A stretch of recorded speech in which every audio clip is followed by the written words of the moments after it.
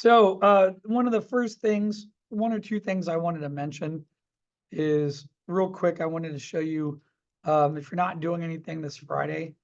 Hold on a minute, trying to open up my window here. And doesn't seem to work.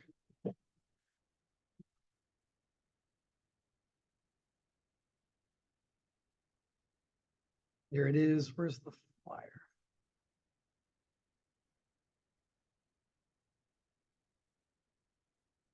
All right, let me here share screen.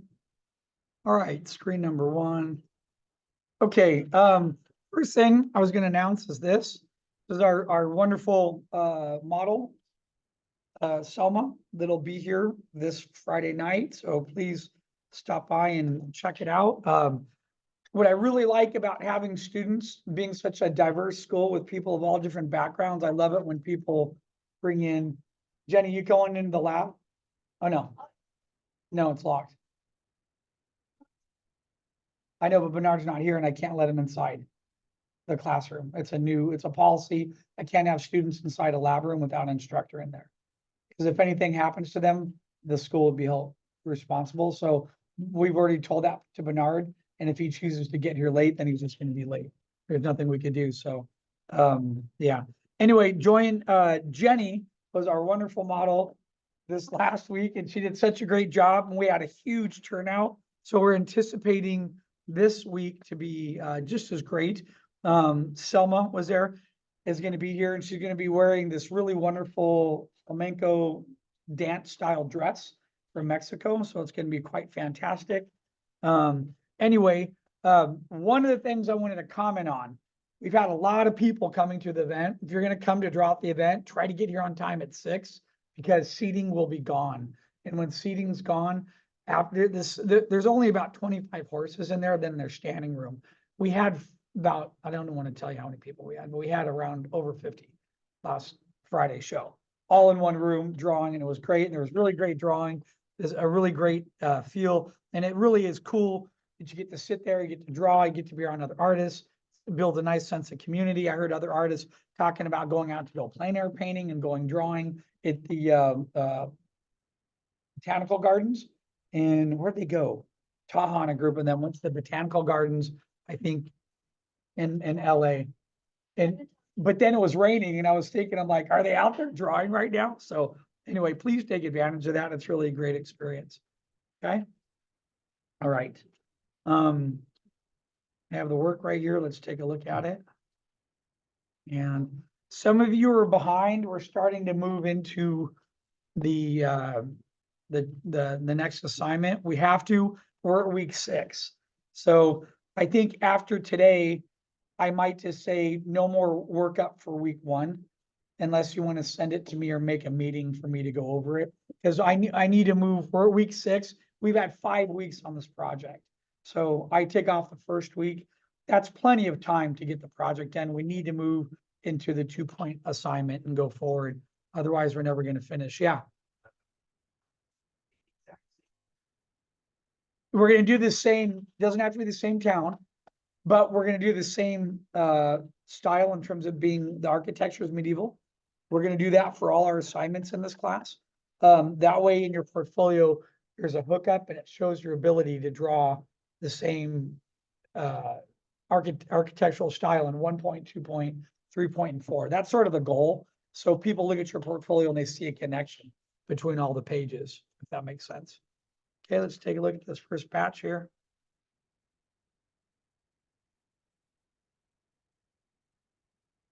I mean, it's okay if you let me go back on what I just said there. I said don't put up any more work for this first assignment. It's okay if you want to put work up, but do it for Tuesdays, okay? Or make an appointment with me. I need to get out of the habit of critiquing all the time on Thursdays, because this class becomes about critiquing and not as much about drawing. It's important for me to be able to walk the room, try to help people, talk with them. I'll still do a crit on a Thursday, but I don't want it to turn into this heavy thing. The one thing that's happening in my classes is people are not submitting work on Tuesday because they didn't do crap over the weekend, and then they want to submit Thursday. And I'm going like, that's not cool. you need to do your work over the weekend, that's when you have Friday, Saturday, Sunday to get work done. And then, you know, going between Tuesday and Thursday isn't as much time. I would like to do demos and draw and work on people's stuff on Thursdays if possible. So I've noticed I had some people in this class and a couple of my other classes that just aren't submitting work on Tuesdays. And I'm going to sort of try to put an end to that and go, everyone needs to have their stuff up. All right, Brian, let's take a look at what you have here. One thing real quick is, oh, you do have it. I just couldn't see it. If I zoom in here really quick, I want to make sure I could see the thickness there. You'll get your vanishing point. I can't even go in that close because it won't allow me to see. Hold on a second. Let me move the cam windows. Let's go to blue. That's right. That thickness is right. It just might be a little thicker right in there, and then it curves down. I know it's very small, but you might see like a ground plane, castle or structure or something in the back. Or is that out of the city? Is that what you're thinking? Okay, if it's out of the city, you could just put like a mountain range, or it's very tiny. You could go just like this, maybe a cloud or something to show that it's in the back. The buildings look really good. There's a little bit of a battle in the values. The values actually are pretty good, but one of the things that starts to happen is like your line weight back here on the clouds is too heavy, and it flattens it down graphically. So I would go in, either clean that line weight up and make it thinner, okay, or go in and take that. You can copy and paste that line layer if you don't want to redraw it, and then put it on a separate layer, then drop the opacity down to where more of the value holds back on it, okay? The foreground looks really good. I like the crates, the barrels. This pathway flattens your image a little bit, because if you pull up the color picker, you're the same value here as you are all the way back there. So the fact that there's no change, things need to be darker in the front and they need to get lighter as they go back. So you should see a gradient that starts to happen in the pathway going from front to the back. There has to be a gradation, just like we see a gradient happening in the shadow. We see highlights hitting up on these edges. I would let that path fade on its way back. The good job on the roof tiles. Those look great. They're tangible. You could feel them. You might see a couple of those tiles peeking out a little bit here, coming out of that side. Okay. And then the only other thing I would comment on is, I think you have good enough tone that if you take your line drawing and just bring the line drawing down to about 70%, let the values start to read under that. That I get this question from students. I know John would always ask this. How do I become a more proficient painter to where I jump and start painting without using lines? And the answer to that question is, you use line and use it enough to build your compositions. And then eventually over time, we turn that line down. We let the values read completely, and you get to a point in rendering where you could almost drop the line completely off. And then what'll happen is then you'll get used to painting in shapes. So then you'll be able to block in big shapes, and then you'll be able to go and carve and paint without any line. That's usually part of that progression that'll happen to most of you in your education, but it takes a couple of years of drawing and practice to get to that. Okay, good job, Brian. All right, it's nicely done. It's good composition. The perspective looks good. You got good details on there. Did you blur the windows in the back a little? No, for some reason I looked at the windows and they looked a teeny bit blurry, but maybe that's just me. Good work. Might be my eyes. All right, the one and only Ashley. All right. So you're doing the kids' room, right? Yes. I think that's a great angle right there.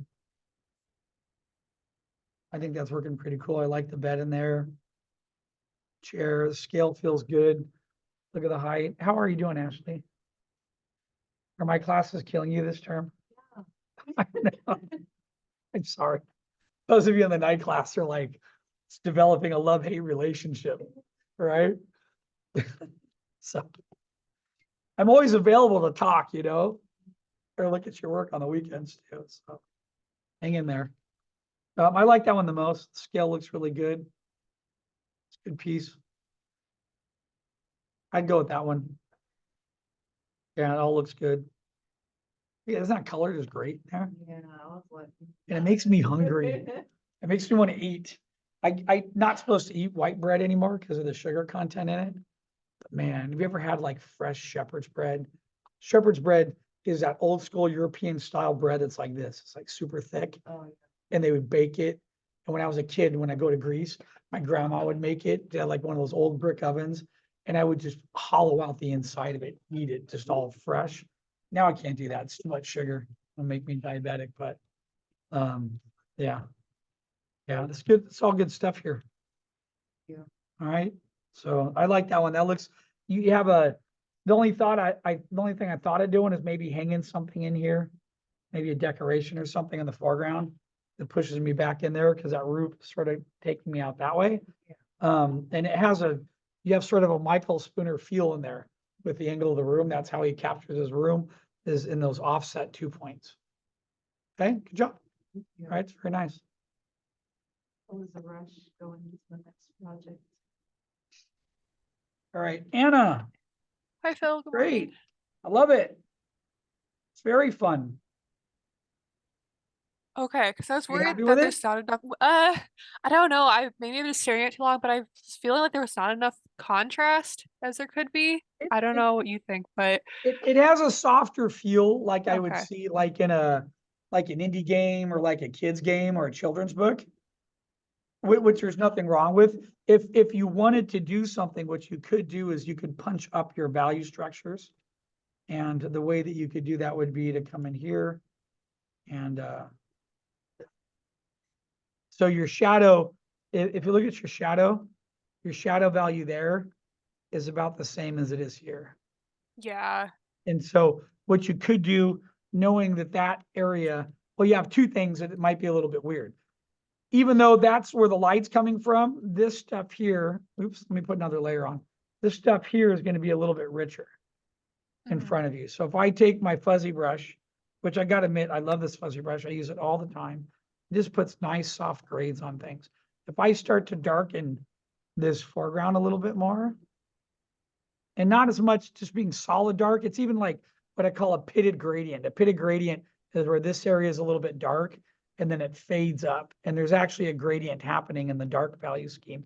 And then there could be little pitted gradients in between the stones right here like this. Mhm. And all those little values, can you see them if I turn them on and off? Yeah. Yep. They do build up and they give your piece a little bit more strength. And so if I build this up, now light's going to bounce back in here. So some of this edge is going to stay the way it is. So I'm just going to lightly build up a little bit of that gradient around there. Then I might come in back here and then slowly go like this, start to develop this area here like so.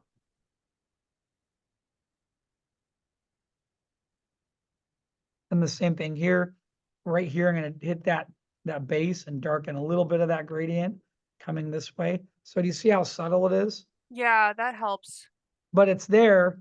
And Mhm. what it'll do, even like here, so light's going to bounce in here, and you're right, this area here, if I grab it, there'll be some light spreading across and hitting some of that table chair in there. But then if I go back to the black value and come in here, I'm going to have like under there in that corner, it'll be a little bit darker, and it'll fade out a little bit. And then maybe this little corner might be a little richer. So I get a little bit of a gradient that goes this way on it. I get that little corner coming this way. And then even back here, I could punch that gradient a little bit, maybe back here. So like this value is the same as that value, right? Mhm. But this corner back here doesn't get as much light. So I could come in here, sort of pronounce this and let it just fade this way a little bit. So again, I like that term. It's a pit. It's like a dark little area of dark that doesn't have as much. Even on your roof here, your roof's sort of all equal. Come in here, go across, especially where things connect and bump into each other. It's going to be a little richer, a little darker in there. So I'll punch that a little bit. And then I'll just come back on this, sort of just putting a light gradient, letting it flow back this way. This area back in here, it's not as much light's gonna get back in there, so I'm gonna darken that and let it fade out. Okay, all right. And then the roof, that's getting by light. This, I might just lightly go over it once or twice. Maybe sharpen that just a teeny bit more, a little bit here. A little bit in there. This. There, and just look at, let me just combine them both. And it just created that contrast you needed. You see the difference? Oh yeah, that helps so much. So Just it's have the just gradient, little, yeah. yeah, just doing those little subtleties help. And then the next thing I would do, like I mentioned to Brian, is go back and drop your line weight down a little bit. Mhm. And when your when your line weight drops, you'll be able to see any discrepancy in a value that you can then go back in and fix. Because the line weight holds it together. By eliminating part of the line weight, the value has to hold it together. So if you drop that line weight just down, you'd also be a good candidate. Let me show you one last thing. You could punch your highlights a little bit too. So if I come in here, always do it on a separate layer because I always tend to overdo the highlights and then I come back and eliminate off. So I'm going to come in here and I'm at that really low, like 10%. And I'm just sort of brushing light coming back into this. I'm going to get a little bit light coming back over here. And even if I get light on this, I'll erase it. I'm going to have more light hitting part of that roof, maybe a little bit hitting this inside area coming in here. And it's again, it's very subtle buildups, but they do make a little bit of a difference. I might have, let me go to like a 40, a little bit of light hitting the top of that chair, maybe a little bit hitting here, maybe a little bit hitting the edge of that table. So erase at 20. I put too much highlight on there. I'm going to dull that down a little bit. And then maybe like right in here, just get it a little hotter, right on that little corner. Same thing here, a little hotter. And then a couple of your roof tiles, the edge of that roof, maybe here.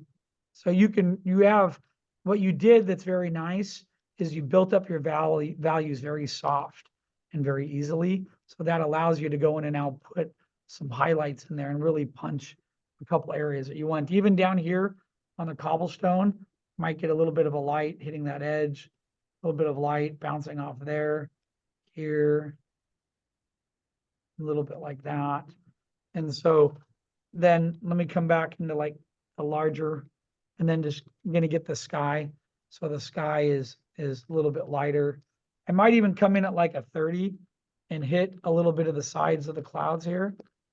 Now for that, so the fuzzy is okay. Sometimes I have this texture brush here. Let me make my brushes a little bit larger. I have this brush here.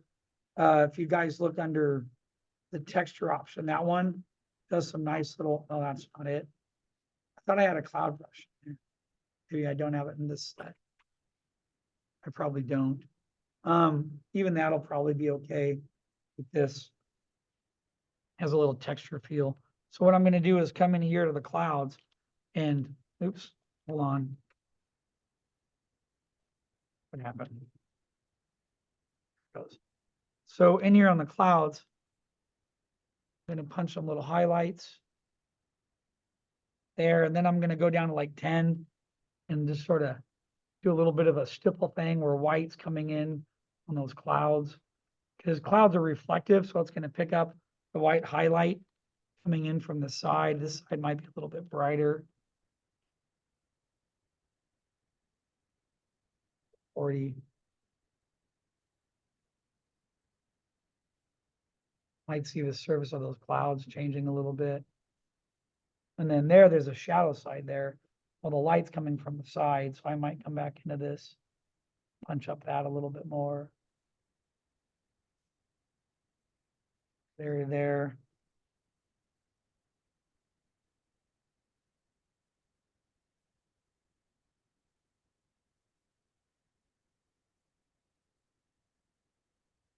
And then if I turn all these together, so look at the highlights, see the little pops in there? So when you take all that off, look at where we were. So we darken the contrast a little bit more, put a couple more highlights coming in, and then I think it's a done deal. Okay, yeah. Okay. All right, good job. Nice work. It's a great little piece. Should I be think happy so. did a wonderful job on it, you know?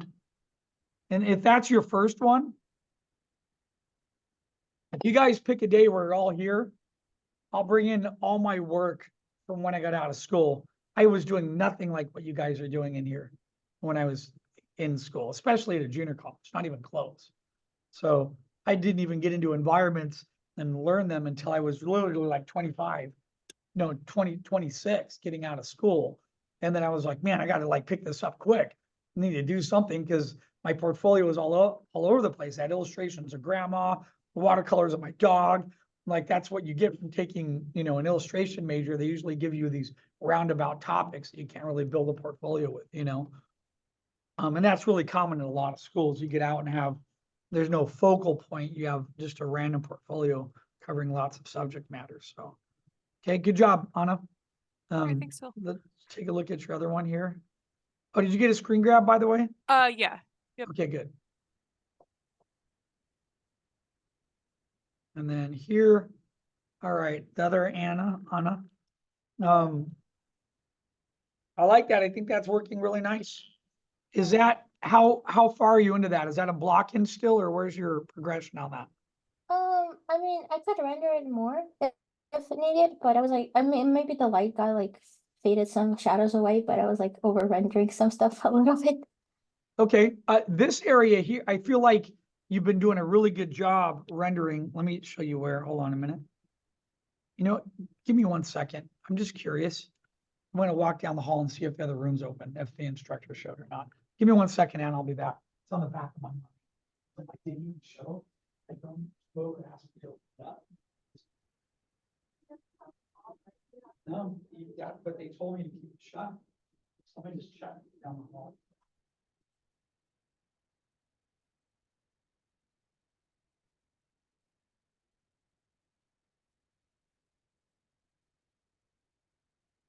It's open.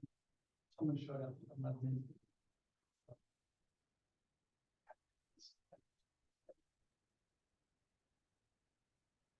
I couldn't imagine if I showed up late to class every day. 15 minutes, 20. I was just like, my head would explode. I couldn't do it. I couldn't live with myself. All right, sorry about that. Just had to check. So I noticed like this is very nicely rendered in here Mhm. in the middle. If you get back into there, you're gonna have to flush out some of this, spend a little bit more time getting that to be, I see what you're doing. You're bouncing your light back in here and here, which is great. But make sure here you're getting nice values, but then let this, you know, blend this in together nicely here so it doesn't get too rich. So when I first looked at this, it was good. My eye went right to there. That's all your contrast, that's your visual read. But then as you keep going, you know, like you might need to finesse some of these shadows here, the darks here, and just, you know, work on some of this other stuff and blend it in nicely. It's going to be a really great piece. Okay. Alright, All right. Keep jamming on it. Good work, Anna. Very nice.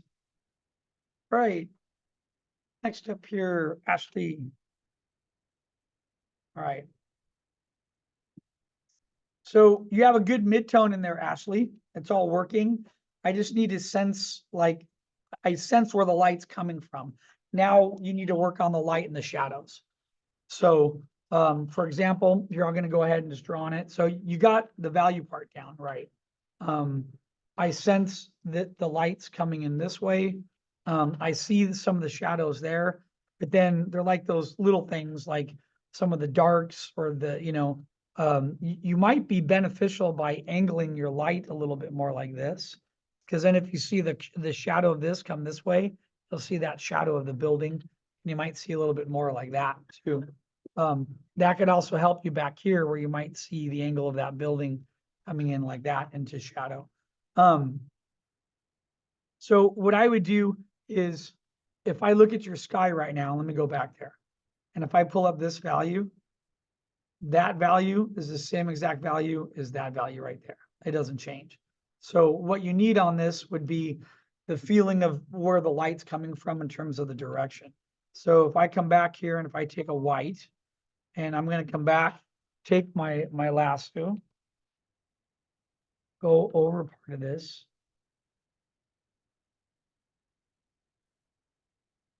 Let's just say about there, that's probably pretty good.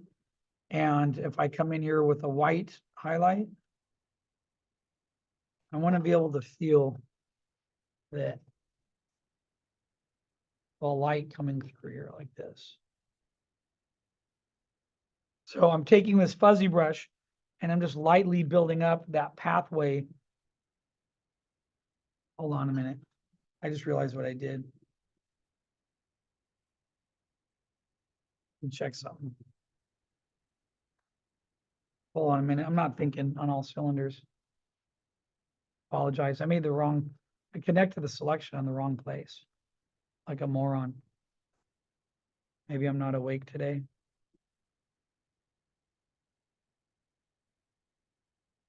Partially awake. There, I should have gone this way. Like that. My bad. I know what I'm doing. All right, now we'll see what we wanted to see. There we go. So light will be coming in this way.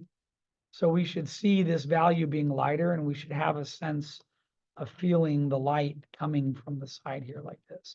So there should be, if light's coming this way, there should be a little bit of a transition in that sky where this stays more gray, but this is going to get a little bit lighter here.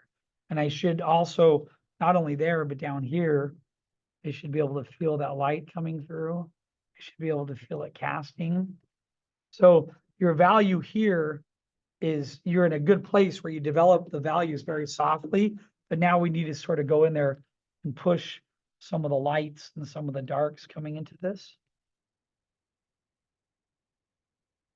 There we go, like that. Okay, and then here, if technically that wall is going to have a little bit of shadow there, so let's just say about here, if that's casting to about there, that might be the start of where some of the light coming in. So this is the same value is there. This will get hit with light first, and then it'll start to gradate over. And the same thing with Brian, the front of the road is the same value as what's in the back of the road. That can't be, it has to change. So I'm going to show light coming across there, starting to fade into this a little bit, lightening up in here. And if we look at it, you see the light coming in now? Yeah. Part of this area, and it gets a little bit lighter here. And then not only is that also going to get hit, you're going to have the same thing that starts to happen with your clouds. So if I come in here on the clouds, the cloud is just, it's a round shape that has moisture, so it gets affected by the light coming in. So I should see highlights hitting the edge of the cloud there, and it should pop, and then there should be a dark side of the cloud because that's the direction of the light. So if that's that end of the cloud, we should see light coming across it. Light should be hitting the tip right over here, hitting some of this, spreading back out. Same thing here. Now it's going to start, the light was powerful here. So over here, highlights shouldn't be as strong on the clouds. It'll start to fade a little bit, but you'll still be able to see the change of forms, and you should be able to see it being a little bit richer underneath the cloud. You know, water is very reflective, especially with clouds. Picks up lots of little subtle changes. It's one of the reasons why I draw the clouds with the shadow underneath. Like this tall shape looks like a cloud, but it looks like it connects down here. So I'm not sure if it's like a tree or I might adjust that if it's a cloud and show the underneath to it right here. Okay, so now I'm starting to get that shadow, the light build up in there.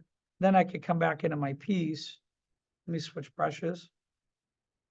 And then I can start indicating, you know, like, hey, light's going to hit this little edge right here. A little highlight up there. Light's going to be hitting some of that board on the front. It's going to be hitting part of this edge here. Going across, it'll be hit some of that edge, and then it's going to fade off. Same thing here. If we zoom in, this needs shape and form on it. That thing that sticks out, like there should be a facade to it. So that way I can be able to hit it with a highlight and see the underneath to it. I would finish these tiles back here. You're going to be able to see them getting hit to see if you have light coming in from that side, hitting the surface. We should see the light hitting these objects. And then I should be able to see they got two problems back here. Let me show you. I'm gonna draw it and undo it. Your roof's going like this, your tiles are going like that. So your tiles have to go in the direction of the roof like this. Okay? So get those tiles in there. What you could do, let me see. We also might need to, I've talked about this a couple times on the tiles. Tiles work like this, everybody. I've covered it like 4 times in class now. So that gets me concerned about those of you online that missed this, even though I've covered it. Tiles look like this. And then the next tiles are next to that one. And then the tile lands in the middle like this. So the water, tiles are never lined up like this. That because the water would go in the middle and you'd have a leaky roof. So they're always overlap each other like that. So you need some of that. That should be here like this. So I'd fix the tiles there. You're going to be able to see the little edges to the tiles because those edges now are going to pick up highlights. That's why they're so important. Like here you drew it. So here, if I come back to white, these little edges are going to get highlights on them. And then underneath, there's going to be a shadow. So that's an exposed facade. And you're going to have little highlights on there. And you're going to be able to see that change. Same thing up here. You're going to have this highlight hitting here. You're going to have soft little light. Let me go down to a 20. Hitting this edge here. Some of it's going to come along there. Go across. Then you have the edge of that tile. It's a a dedicated edge right here. You're gonna be able to see that edge getting hit there. You'll be able to see that edge getting hit with some light. Be able to see part of that edge. Light's coming in this way. This edge here will start to get hit. It'll fade off with light. Okay. Some of this edge here will get hit and then it fades off a little bit. So I'll be able to see a dark transition that goes to lighter and then a light that gradates outward this way. This is that part of rendering you guys need to get in. How highlights hit, shadows fade and highlights fade. They both fade. Both shadows and whites have gradients that happen in them. Okay, when you get a little bit of white hitting in there, you can hit there. Some of that white's going to be hitting on the ground a little bit here. It's going to be fading in this way a little bit more. Coming across. That's the same value as that. It's not going to be, this is going to be a little bit hit with some highlights there, and then it's going to fade off. So I'm just building the highlights at like a 30 or 40, a little bit of highlight there. Okay. So now if we come back and stop and look at the difference that all the white highlights make. Changes the piece. And even this might be a little rich. I might come in with my eraser, 10%. So if I go to eraser here, go at 10, sort of come across and oops, I'm going to go to 0.5. And I'm going to just fade some of this back a little bit more right there. So we can sense that light coming in this way, bouncing up into here. And then the same thing goes now for shadow. So we did highlights. Then we come in here. Let's do a shadow layer. I misspelled shadows, but that's okay. So I come back to a dark value. There's no gradients happening anywhere in this piece. So you have to have those gradients happening. I just making sure, because I mentioned this, you guys have all had a rendering class, right? If you go look downstairs in the hallway in front of the art history room, look at all those render studies they did on Dutch masters. The Dutch masters were great, the European masters, at doing render studies. They did some of the best in the world. And if you go down and look at all these down there, you have to be able to render and get that sense and feel. I'm noticing a lot of people's work I'm looking at, they're sort of struggling with the rendering aspect of getting dark to light transitions. So real quick, you have light coming this way, and it's not going to be pure black, but you're going to have a little bit of a pitted shadow under there. It's going to come down and get a little bit darker.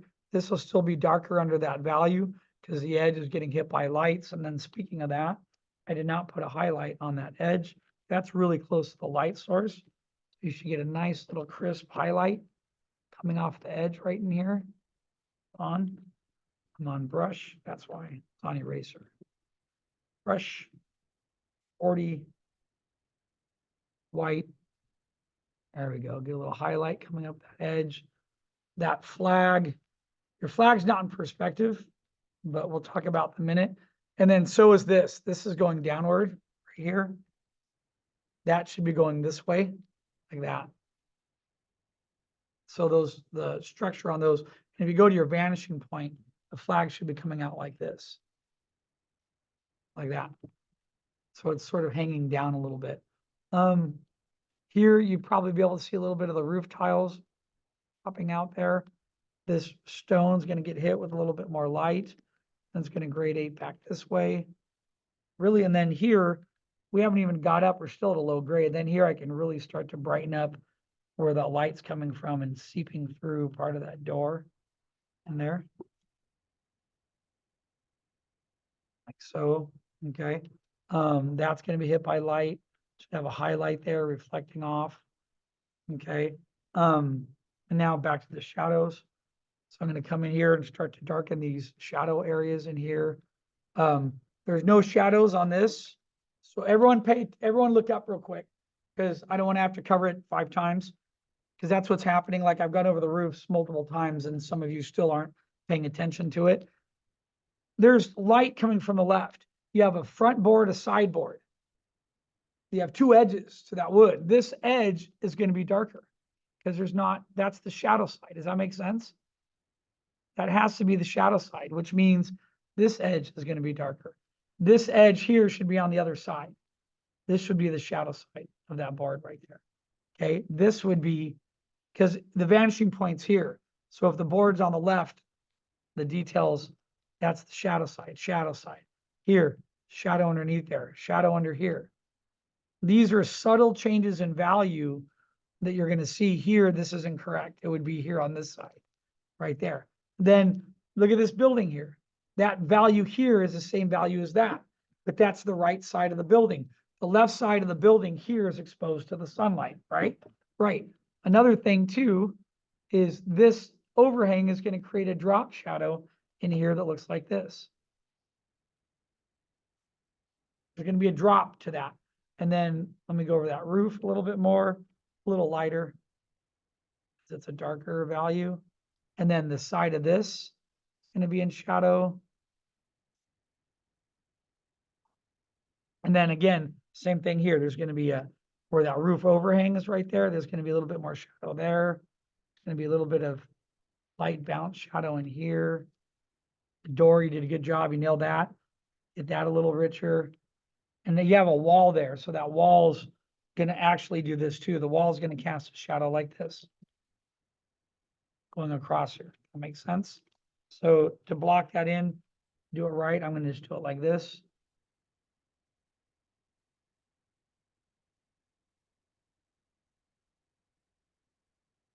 Yep.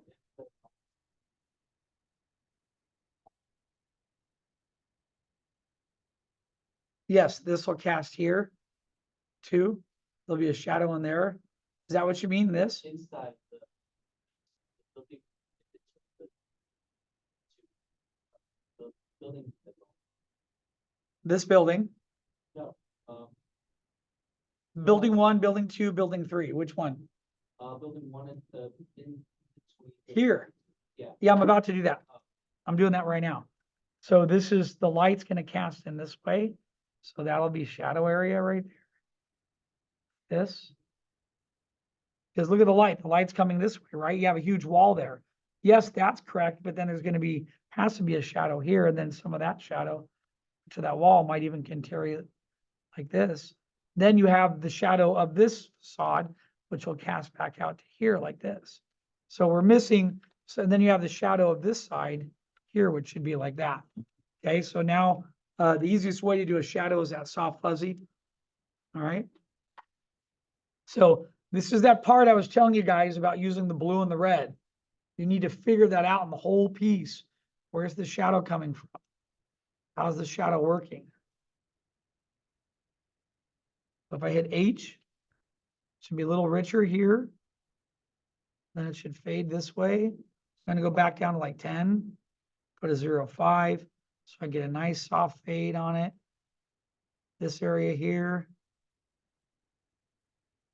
Let me deselect. This area should be in shadow of the house. That should be a little richer. Shadow should cast this way. This area here is going to be richer. This area back here, there's going to be a shadow for that house. And back there. Then once I get those shadows done, now I have what we call the pitted gradients. It'll be a little darker here, and then it'll fade up. Okay, it'll be darker under that roof. That's a dark area. It'll be dark in that corner, and then it'll fade down. Right here in that corner, there's no light getting in there. It's going to be darker, and it's going to fade up. That. This area back here, change brushes. Going to be richer here. And it's going to fade this way like that. This area here will be darker in the back, and then it'll fade up, get lighter. It'll be a little richer under that overhang, not as much light getting in there, then it fades down. We should see the roof tile on there too. This side is light, this is the shadow side. So even if light hits here, it bounces back, you'll have highlights there, which means this might have a little bit richer. See a little bit of that. Okay, then we have the underneath here, these wood pieces.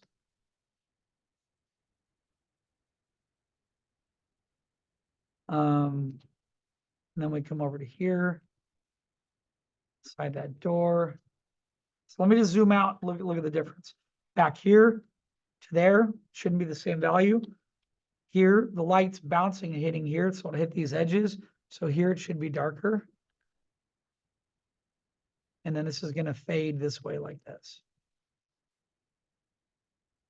And it's going to darken up again. And it's going to fade back. This roof should be richer here. Then it should fade this way and get lighter. This side's shadow side. Okay. Same thing here. That's closer to us. It'll get richer. And it'll fade back this way. Like that. Same thing here. This is the same value as that. This has to be darker. And then let it fade back like this. Okay. So you developed a really good mid-range. Problem is you need to push the values and the little shadows here. That should be darker and then fade down like this. And hit it a couple times. That's good right there. You did a great job. That casts over, goes over that. And then again, this might be a little richer here. Comes down. Here a little richer. Fades back. Underneath that cart of the shadow, you got to draw the cart where you can see it through the wheel. So this is going to cast shadow going this way from that wheel. Be a little richer and fade this way. That's a gradient. A gradient is this, folks. Pure black. And then if you hit 40, then you build this up. It starts to get lighter. Then it gets lighter. And then I go down to about a 10, 20. And then I get to a white. Everyone knows what a gradient is, right? So we have two gradients. You have the dark to light and you have the white to the black. Okay, that are going to affect that piece. So just with what we're doing now, look at the difference if we take these two layers together and take them off. There's no sense of light. There's no sense of direction. The shadows are limited in parts of this. So we just got to really push that light coming through, get the highlights on there, get it hitting the clouds, get it on the rooftops, get the little tiles in there. You know, I should be able to zoom in here. I should see highlights on this. Lights coming down and tagging that. This is like a bullseye almost.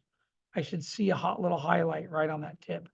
I should see, I think I talked about you need to show the edge to that wheel in one of the previous crits. The wheel should have thickness, meaning the wheel should look like this. Hold on. There's an inside, there's the middle, and then there's the outside like this. So we should see light hitting the outside surface here like this.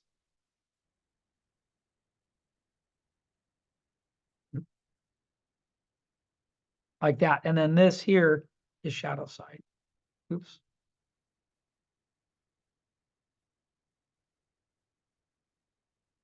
like that. And then this will be light shadow, then bends up and loses. And then we'll have a little bit of highlight back there. And red again. So that wheel should match that. Okay, and then let's go back. So I should see little highlights hitting here. Oh, look at the stones. The light's coming from the left. Should see little light glimmers on the stone. Or the stone should be changing in value. I should see the stone has thickness. I should be able to see that thickness in there, like that. Stone also has shadow indicators, meaning that like the other side of it is going to be a little bit darker. It's going to grade out. That might be a little bit, oops, too much. Let me go to 0.4. There, and hit that end. There, hit that end. It's a little darker there and there and there. So all those little details add up. And if we come back to the piece,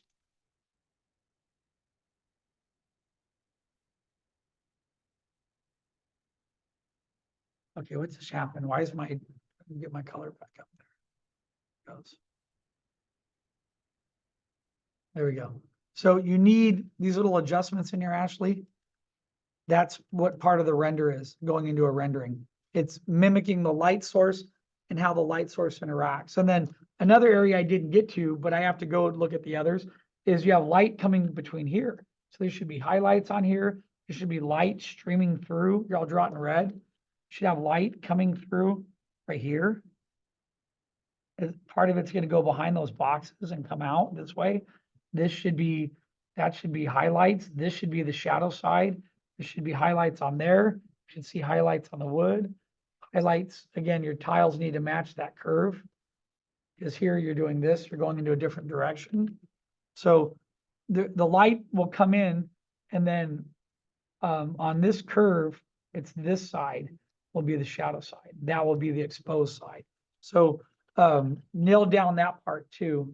I've noticed on your boards, you know, if you have a vanishing point like this, and if you have an object that's here, the side of that object will be, that'll be the side of the vanishing point. So if you have a curve on wood, you'll have this. That's the shadow side because the light's coming that way. Okay, so tweak those little areas, start getting the light and the rendering in there. So now you can see it, there's a sense of mood coming into the piece. And then you should be able to, again, here's the golden key. I know you guys are not doing, I'm going to repeat it one more time. Turn off the line. If it's all mushy, then you haven't built up the values, and you got to go back in, select the values, and push and pull the values. You push a value down by adding more dark to it. You pull a value forward by adding a highlight to it. So you start pushing and pulling edges to get that feel of the values coming together. Okay, cool. All right, good job, Ashley. Work on that. Did you get a picture? Yeah, I got a picture. Okay, wonderful. Thank you. Thank you. All right, my pleasure. Next here. It's funny because I had a couple of students literally signed up for rendering and then they dropped it. I'm like, why would you drop? And they're all, because we got to do like still life stuff. And I'm all, so that's what rendering is. That's how you learn how to render. You got to do it.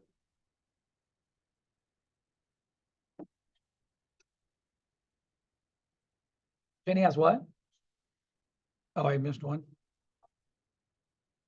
You're right.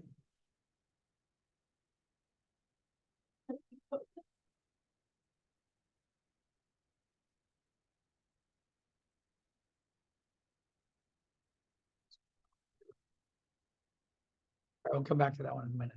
Let's go in the order. All right, Jennifer. You're off to a really good start. That's looking really nice. There's good shadow side here. You have light side to dark side here. It would be in your benefit to add more clouds into your sky. The clouds will get hit by light, and then you can use your cloud as framing elements like this. There's a cloud here, and then there's highlights hitting this side. Then this area here is now going to become your shadow side. So that'll create contrast with then highlights hitting here. So that would be a benefit for you to keep clouds not only there, even consider having a cloud coming off the back end here, and maybe one even in the back being smaller, because again, you'll have highlights here, and then you're going to have shadows underneath that. And the shadows will allow you to pop that castle a little bit more. You're gonna have to draw the tiles on that because we're gonna be able to see it being hit. It'll just be, you won't probably have to do the thickness, but we will see it there. You don't have tiles here. We're gonna be able to see those too. They're closer, that's in the midground.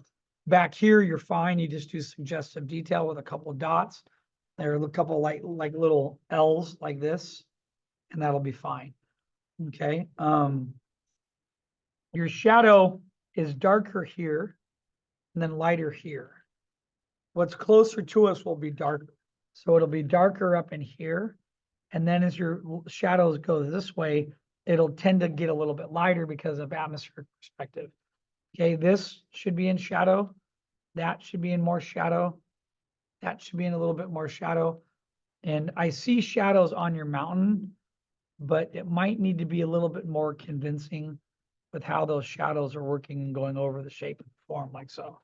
Okay, the light feels really good. You have light coming in here. It could be a teeny bit brighter coming in, which you could adjust easily. And let me see. Then this will get hit with a little bit more highlight. This is all the same value from here to here. That's not going to be that way because when light comes in, light's coming right through there.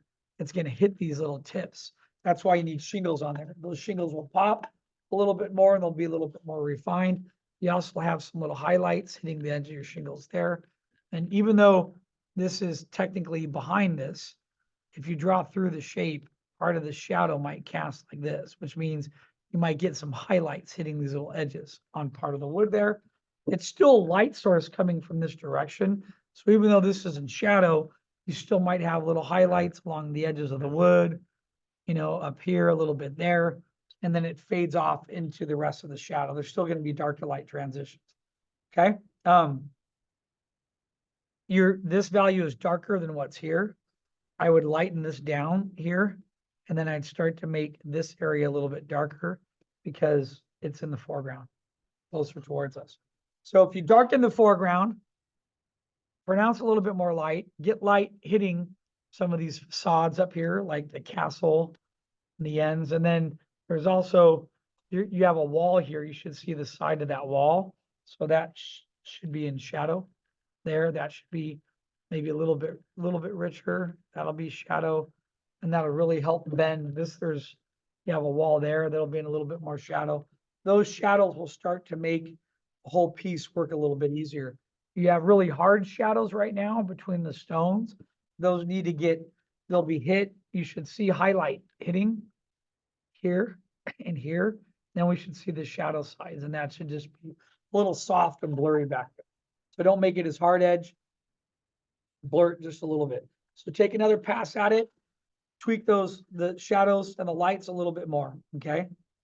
And definitely get the clouds behind the castle. That'll help pop it out quite a bit, all right? And if light's coming that way, you're also then going to have light coming through here.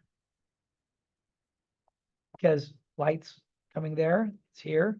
So that means this should be light, light, light, light. We should see light casting this way. And then you should have shadow on this side and the shadow over there. So we should see light coming through that middle section right there. And then technically, if you look at it, not only would you have light casting through that little alleyway, you have another alleyway back there. And light will be casting there, which means you should be able to see part of the shadow of this building, That grouping number 1 should be down here on the ground too. Okay. All right. Put those details in there. Then we'll take a look at it next. Okay. Thank you. You're welcome. It's a good piece. Shape language is great. The reads are great. We just need to work on tweaking the values a little bit. All right. Jenny. Got lots of nice tile to render there everywhere. Good job. Let's take a look over here at this one.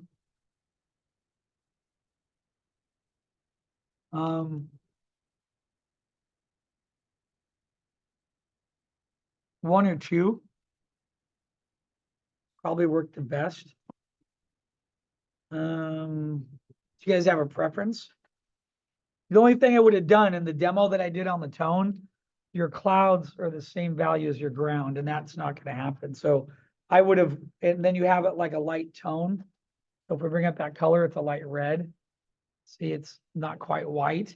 So it has a warm feel to it, but I would have painted in the highlights so you can see the light spreading across. That's what I did in the demo. I think that's the best way to show it. If you were going to put these in a portfolio, I would go back over them and render them a little bit more. There are some value problems like in here. Your value here is the same darkness as the value there. So there's no sense of atmosphere happening. It needs to be going dark to light transition. And then the other thing that's happening with the light is your light that comes in and hits here is the same value almost as here, here, and here. And that wouldn't be the value, the light will be stronger here, and then light loses its intensity as it casts along a surface or an object.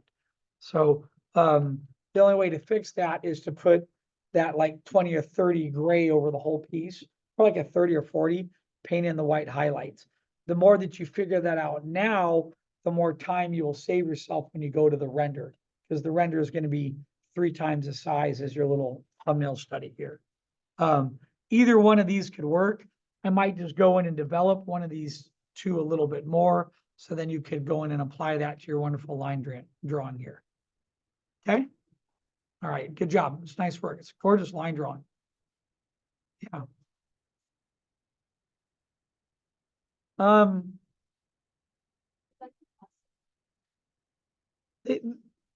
They're a little thick, but it's what I notice more is something else.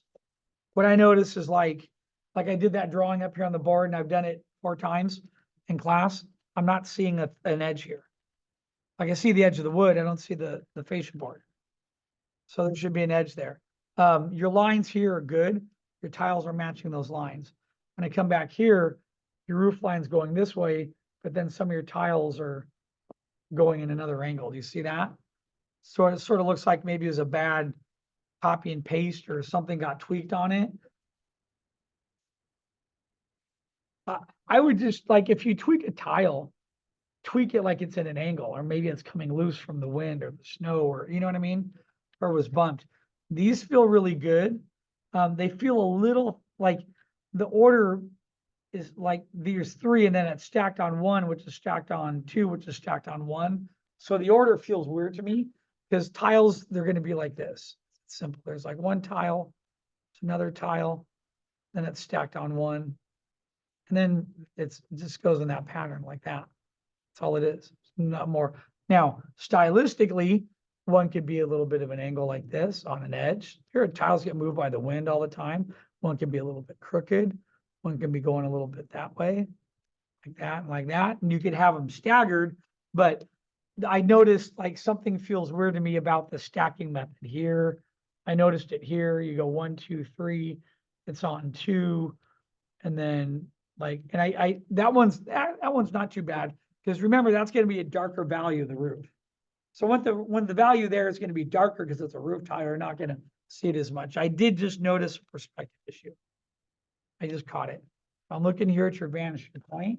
I'll grab the ruler. So I noticed there's your VP, right? That building goes to it, and that goes to it. Then this does not go to it. And then this one's correct. So, and then the window is going to a different VP too. So that area is off. Everything else here looked really good though.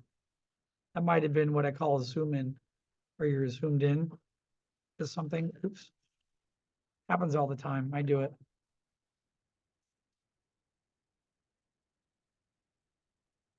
Yeah, the rest of these are good. The rest of these are fine. Your tiles are going great in that direction. They're all converging. Your roofs are converging. So the only little tweak you had was that building right there. That's it. It's funny how that one building that you probably zoomed in and didn't realize when you cleaned it up or whatever. It's just continued. Because even this is spot on. That's like goes right there. So just tweak that building. But then here, this is probably the one thing that like that tile sitting on top of the other tile. the other tile would be, behind it would be on top of it. So, Like, I wanted to like not, it's a, I wanted to tell more, but I guess like it's one of these like tiles are the most analytical part that drive people nuts. Because, but it's a detail when you go to rendering that really makes the piece work. That's why it's so darn important, is because when the light hits those tiles, you get little highlights on these edges, and then you could fade the highlights back and it makes it look incredibly realistic.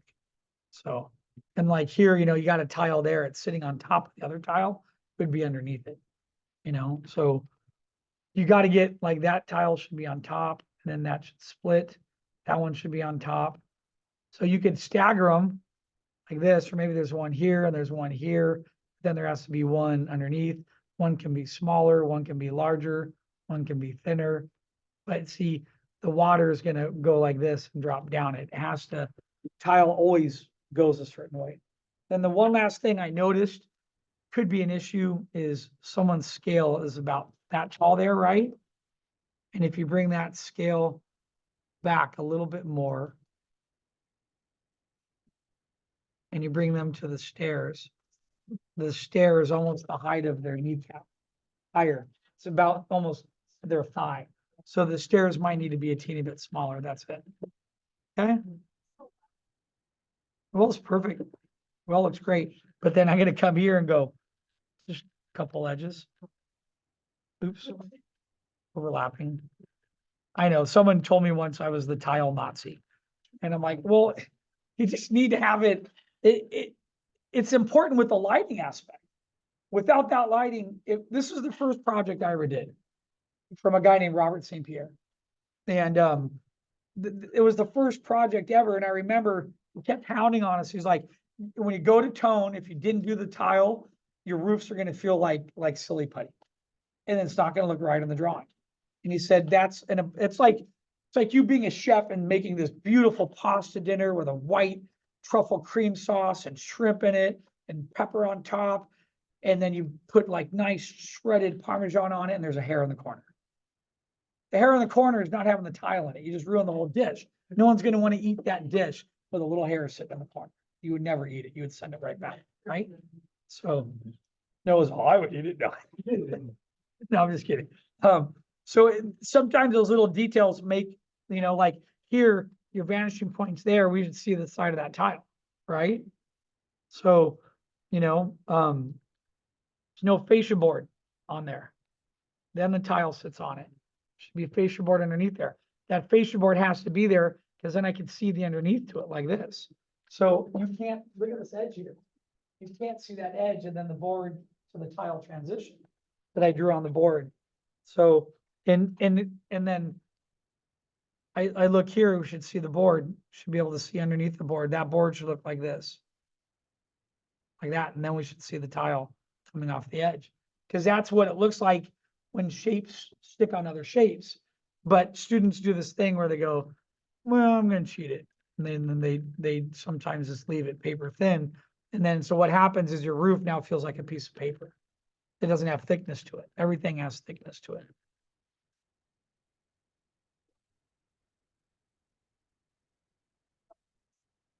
If that's predicated upon the position of your horizon line. If your roof would literally have to be here to where you could barely see that line. It's way over here to the side. And if you can see the side of that house, you'll be able to see the side to that fascia board. Look, and this is in the same line with it. You can see that side. You just got to make your pen smaller and just make it a crisper line and allow us to see that edge like that. That's it. So, and then even here, this is in your foreground. You should see that thickness. We should see that underneath. And then the board comes down and goes like this, runs alongside it. So this, even like here, if that's the edge of your house, you know, your roof doesn't run into the line of the house. The edge of the house overlaps it. So you have the edge here, you have that thickness, you have that there. That comes down and it goes like this. Overlaps. The box is sitting on top of that other line. So here, this is good. I see the tiles, but that should be, there should be erase a little bit of that, I should be able to see the board. Goes there, or it should go across. Here, I should definitely see that inside edge to it and then the tile on it. So here, look at how nice this is. You did it. I see the edge, I go down, I come down. That's perfect. Here, I see it, I go down to the edge, I drop down. But then this is closer to me, but then I can't see it there. So those, you have a lot of, we put your horizon line higher because it's more of a challenge, right? But now you pay the price with having to do all the roof tiles, which is okay, because when you go to render that, if you get the light coming in here, the way that light interacts with those edges is going to be huge. It's going to make the drawing totally work. Okay? All right. Modify for the wall, like, the little, like, town circle. I think this is fine. You did a nice little, not a cheat there, but breaking it up is great. It's based off of that, the German psychologist, or what's his name? Gestalt. Said, you don't have to draw a whole circle. You can draw parts to a circle and the human eye will look at it and match it up. So you can do that all the time when you're sketching as you give indications. I think it looks great. I think all that looks nice. Now I might come in here and then maybe put some like little squared things coming off of this, and that'll create overlap and create depth on the street, showing that there's, maybe some type of, pathway in this. Maybe there's different changes in stones and so on. Back here, it's sort of open. What if the front of this house has like cobblestones? There are large squares that go around it. And then there's maybe smaller round cobblestones here and here, like this. I see these are cobblestones. They might be getting too thick. I might thin them down just a little bit because they're closer to us. So maybe this is cobblestone breaks out along this pathway like that, So, right, that's about it. Of course you can. Let me move it all the way over. There you go. All right, good job. And it's actually, you only have a couple edges to fix. If you just erase them and put a line in and redraw it, it shouldn't take you more than like 20, 30 minutes to get that done, and then go back in and just on this, you just need the gradients, and then, got to be careful. This is to everyone. If that dark's the same value as that, and the same value as that in the back, then it's going to flatten the piece. There's no atmospheric perspective happening in it. Okay. All right. Thank you.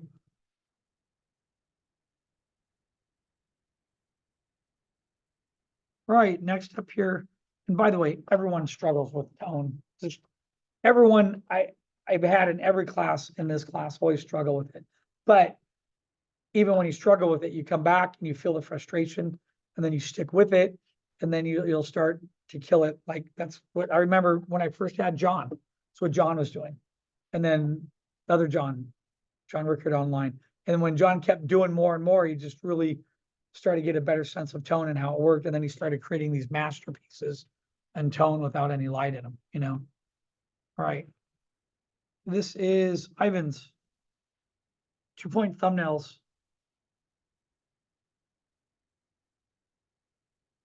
If you do these, I would consider having some form of a focal point in them.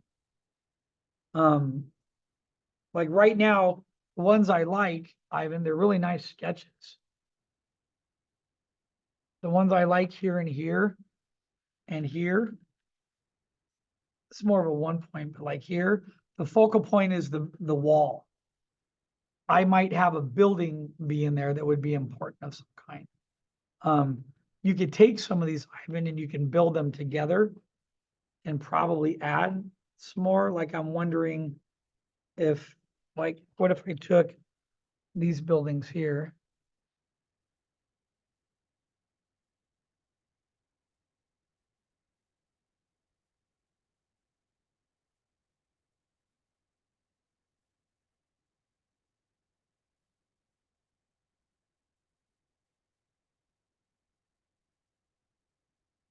And you had these buildings sitting in the back here.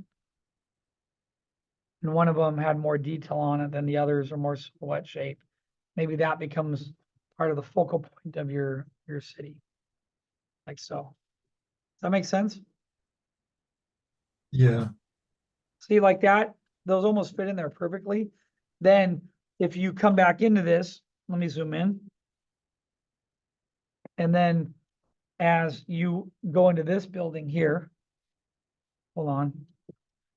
My brush is no longer working because I think Photoshop just crashed. It did crash. So just grab a screen image of that. If you get one dominant building in there, that's the main read, then that'll be your focal point. Then you use the rest of this setup. So these are great thumbnails. That's great. Love the hill. You're messing with the angles. These are great. But what I did notice is the wall becomes a focal point. There's nothing in the wall. If you get what you could do is even have this. I was going to copy and paste this guy, put it over here on the side. So you have one large building and you then have a side. So imagine this curve right here. Sorry, my Photoshop has died. That curve right there is right here. It'd be really nice. It'd look quite okay. I got you. Try that, go for that focal point, and I think you'll be fine. They're really nice sketches, could work. Cool. Okay. Right. Eva, let's take a look here.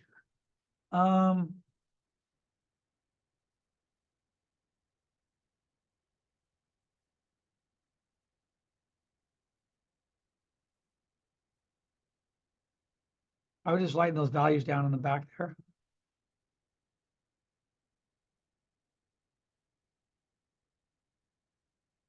I just copy and pasted your shadows real quick to turn them down a little bit. That's all.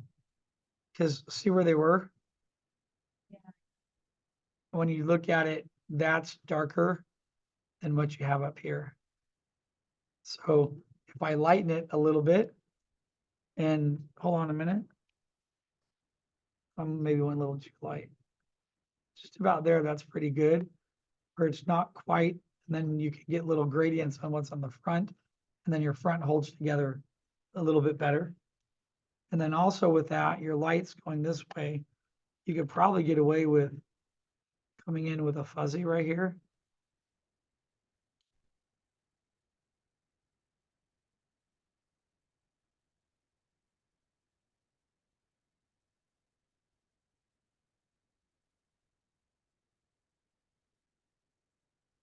The value is a little bit darker in the foreground here. Because then what I wanted to do is see what would happen if I could push up your light in the back. Coming in. Your light's gonna be hitting up here. Oh, what am I doing? Wait, your light's coming the other way. That's what confused me for a minute. I saw this shadow here to the house, like it was coming to the side, but then your light's coming this way, right?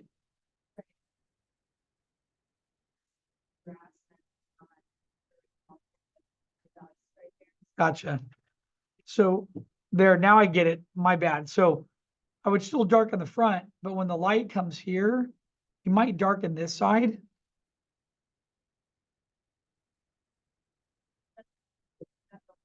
Yeah.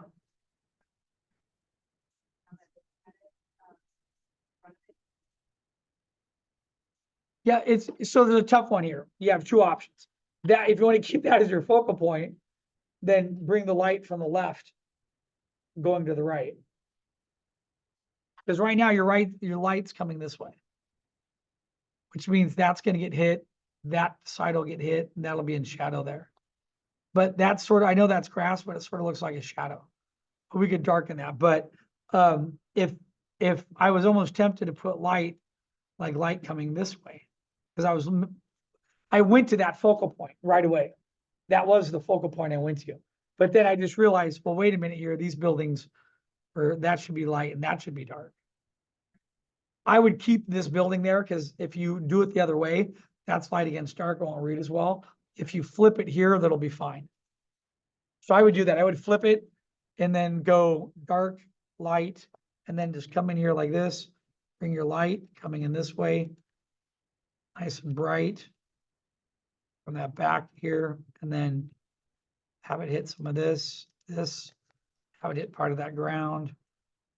And here, get around there, might even hit a little bit on that surface there.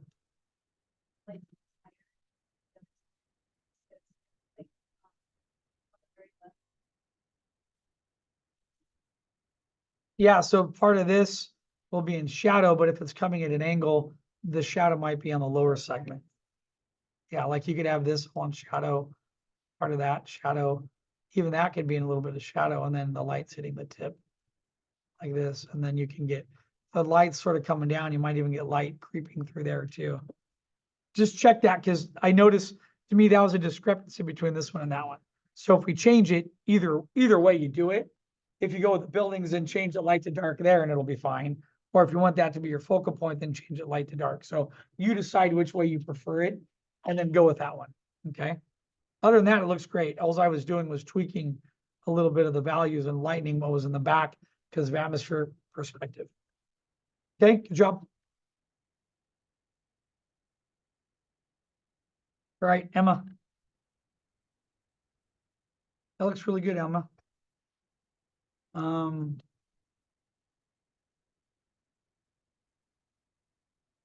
It must be, is that more lighter like that on your screen? No, this looks Um, different, but I know, the monitors look totally different. dark. What I did is when I lightened it just now, hold on, let me show you. Let me drag the layer, duplicate it, so we have the original. So let me just go off the recording, because if I lighten it a little bit, I get more lights coming in. And I sort of like that. It lightens up the back a little bit too, and it shows light coming through. But then also I want to do then on top of that, and it might even be easier. Come up here and just look at my screen real quick. Because my screen's so much better than, so I like that light coming through there. That's what mine looks like. Yeah, so you get some dark values in there. I might lighten them just a little bit, Okay. just because it's in the midground, and then some of this area here.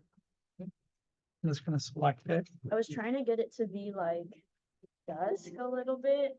It's very close. So I was trying not to make it too bright, but also it's getting a bit too dark. I was worried about. Saying if I darken just the front a little bit like that. Yeah, I'm gonna continue to push the shadows in the front. Seeing it got a little lighter here, and that allows it to breathe a little bit more. Okay.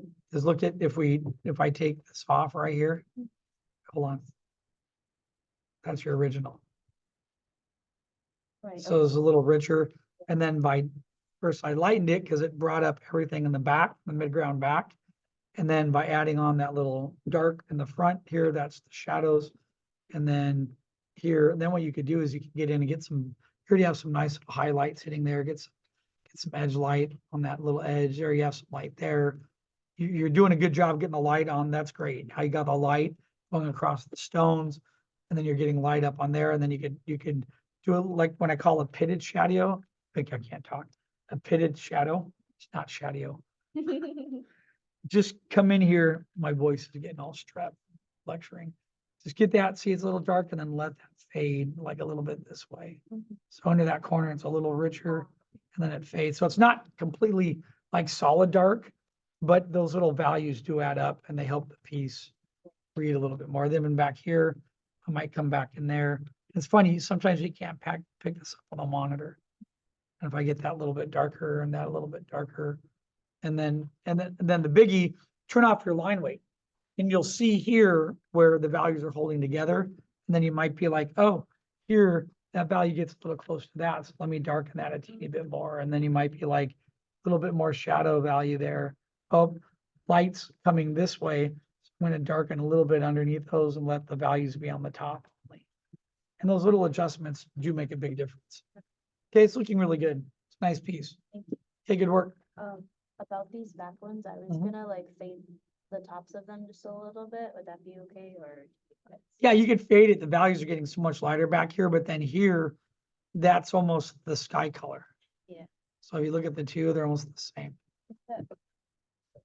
I would go in there and try to, lightly tweak that one a little bit. Okay? All right, good job. It's a nice piece.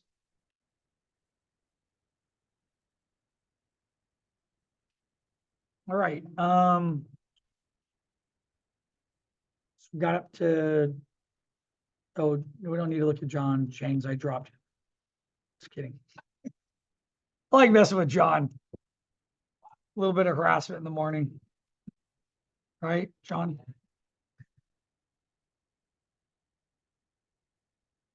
All right, let me open those up, get us some water real quick.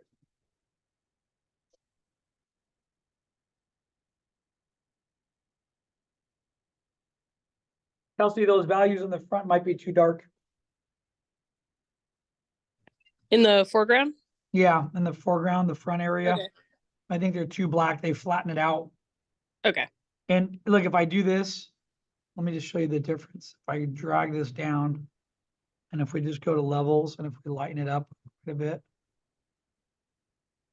it might, or it could have been, it was made on a PC or a Mac, and then I'm opening it on my PC, and my PC darkens it. Just No, I have a habit of making black and Dark? gray too dark. that's okay. Look at how well it reads right now Yeah. by lightening it. If we just lighten it a little bit more, then you come in here and just get, here, I'll do it in red. Then you come in here and get some light coming over these edges, you know, and then you could really pronounce this little areas like a shadow side. Right? And if you just do Okay. that, that'll be a huge difference. Okay. Okay, so it's really nice. We just had to lighten it up a little bit and it'll come together. Okay, good job. Okay. Thank you. Sure. John, Yes, how are you? Other John. I'm doing well. I was thinking of you today because it was 46 degrees when I drove in this morning. It's actually been pretty warm here. It's been in the 60s. Has it really? Yep. Colder than Colorado is? That's not right. All right, what are your thoughts on this? It looks like chaos. I know, It does. but I'm a not. little. I'm just kind of like trying to place the feeling down because I'm gonna go in there and like clean it up quite a bit when I Okay. actually do the cleanup. But I wanted to get the placement of things at least figured out. Yeah, I gotcha. It looks good. It's just that there's so much stuff everywhere. It's more of a grouping battle. But Yeah, I you know. said you're gonna clean it up and group it. Hmm. So do you guys see some of my newbies that haven't had this class before?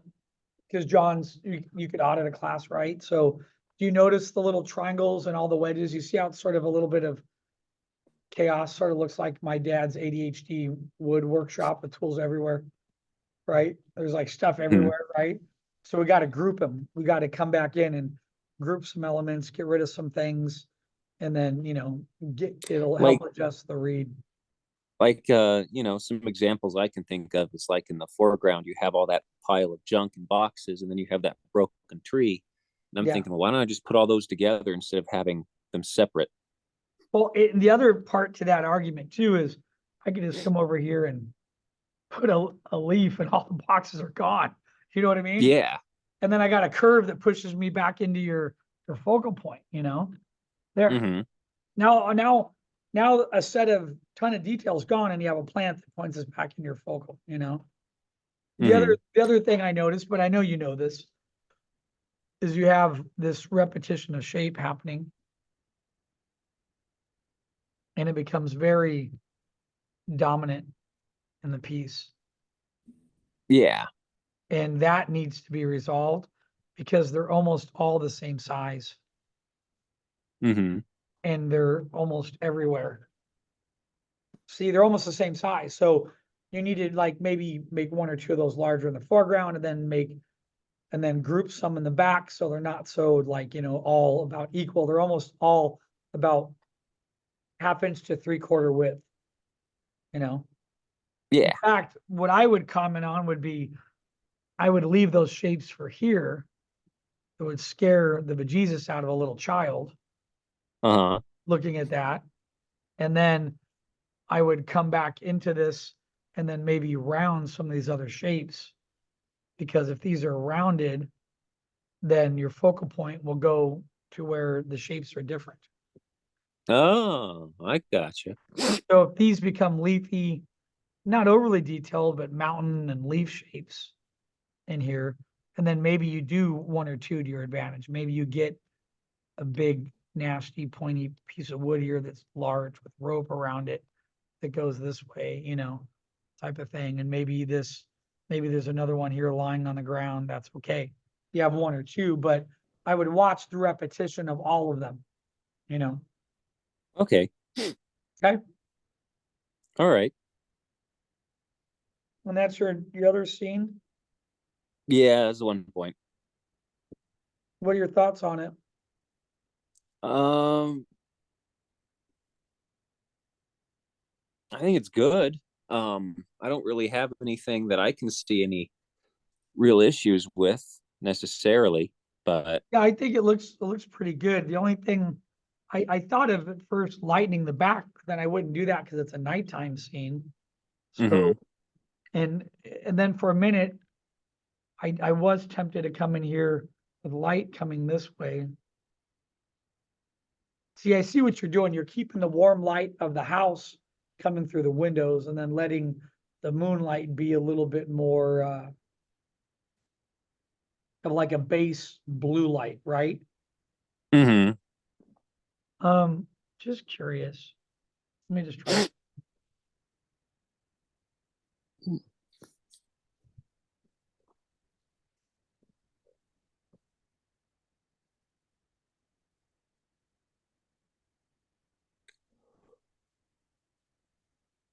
Ooh.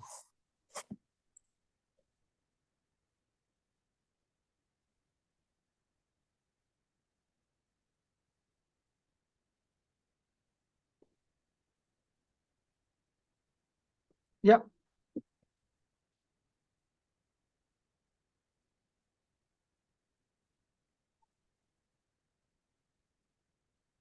It's in here. Oh, you know what it might be? The cooking classes underneath us downstairs. I'll bet you someone down there, because they used to drive us nuts. It was at the same time last term. And when they start cooking like shrimp and fettuccine and stuff, and if someone burns it, the heat rises and you can smell it. I'll bet you that's what it is. If we were to go downstairs right now, by the way, it's the dumbest design I've ever heard of. Put a classroom above the cooking class, all the heat can rise and go up into the building, right? Yeah. Doesn't matter.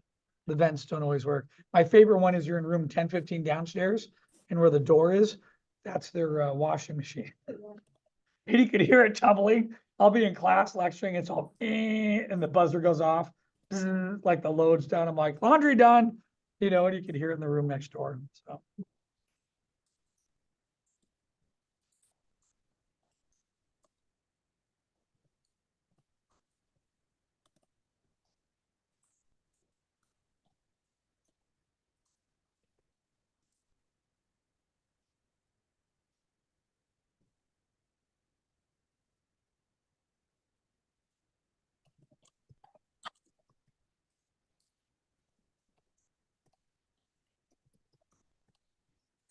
just wondering if we had a little bit more darker shadows on the side of the objects. You know what I mean?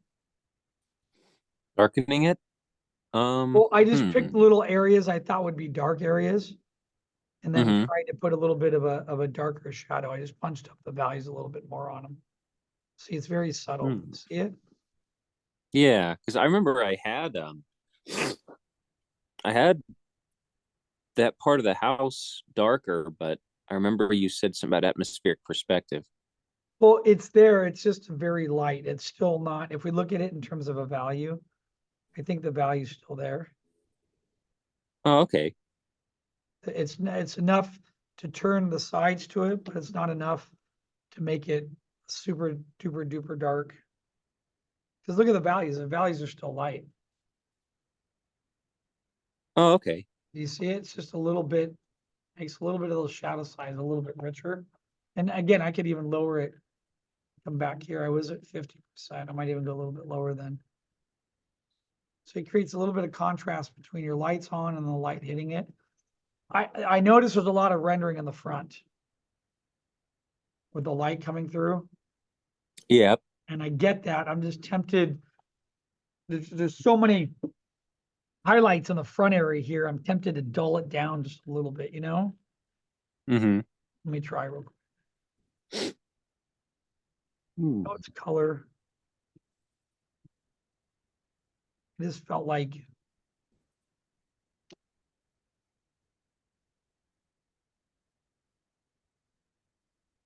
see, and it's tough because I don't want to make it darker. If I make it darker, you already have darker values there that'll get darkened.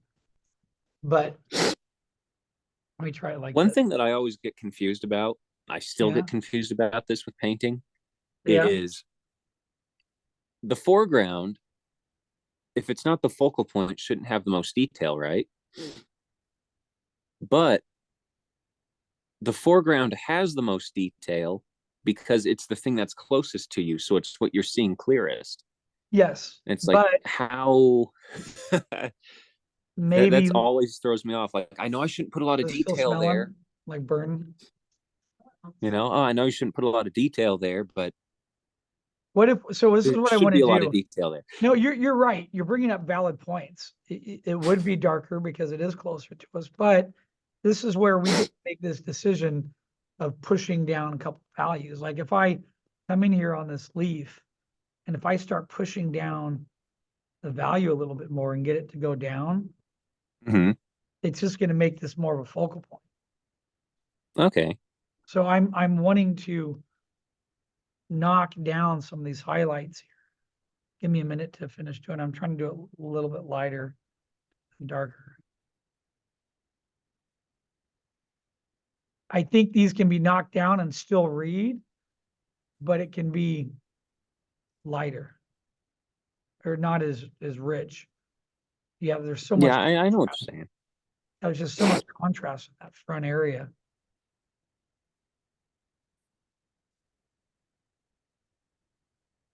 Ooh. Good piece, John. It's very nicely done. Thanks. I like Are the you. colors looking fine? Yeah, I like the colors. It has a nice, I mean, it feels like a magical place where like gnomes live. You know what I mean?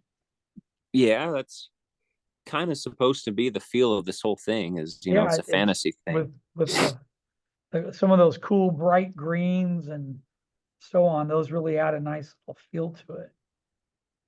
I just want to dull these down a little bit in the foreground. I know you love to render, Oh yeah. but then sometimes I want to keep the rendering just in the one spot, you know? Mhm. Uh, just for the sake of, you know, go in and edit it, I put like glowing mushrooms under the bridge so that you could actually see the different sides of the bridge instead of it just being a big black mass down there. I Should I see dull that. that glow too? Yeah, I was just So about to kill it a little bit. all right. Knock it down a little bit. So look, you ready? Look at the difference. Hold on a minute. So, all right, here's the difference.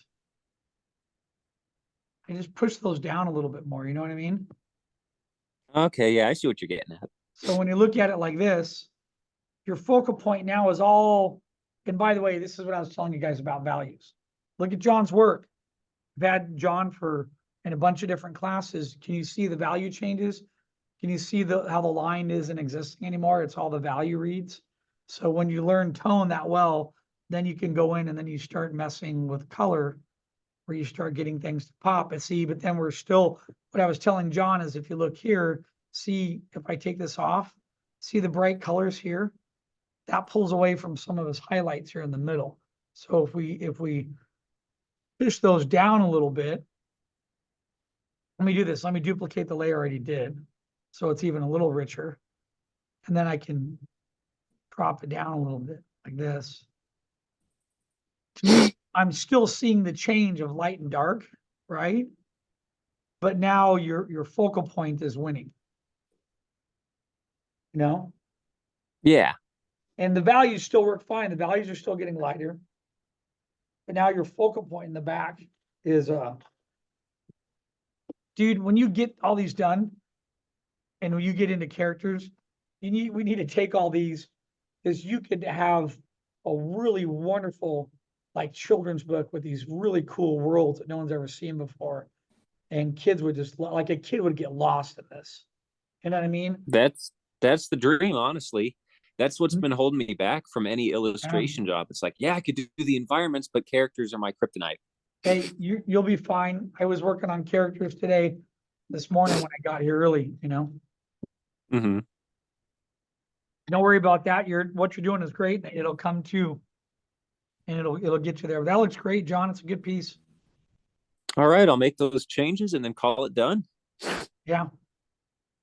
Okay, it is a nighttime scene. So the only last thing I thought of doing Mm-hmm. was, let me see how this looks. It's from going camping. By the way, you guys know we have a solar eclipse coming? Don't drink Kool-Aid and go to the mothership, though. It's not that time. But when is it coming? Do you know? I heard them mention it on the news. A complete solar eclipse. So you can't even look at the sun, because it'll be the edge of the sun rays will be twice as bright coming through. So you have to have a special protection on your eyes. April 8th, right around the corner. The whole sun will be completely, and everyone will just be like chaos. Start running in the streets and shooting each other for Del Taco, and it's gonna be cool.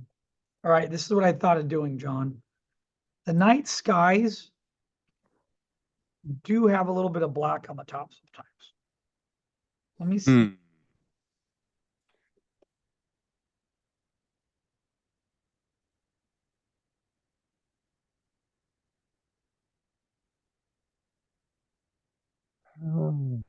Okay. And then I'm not gonna go by the moon.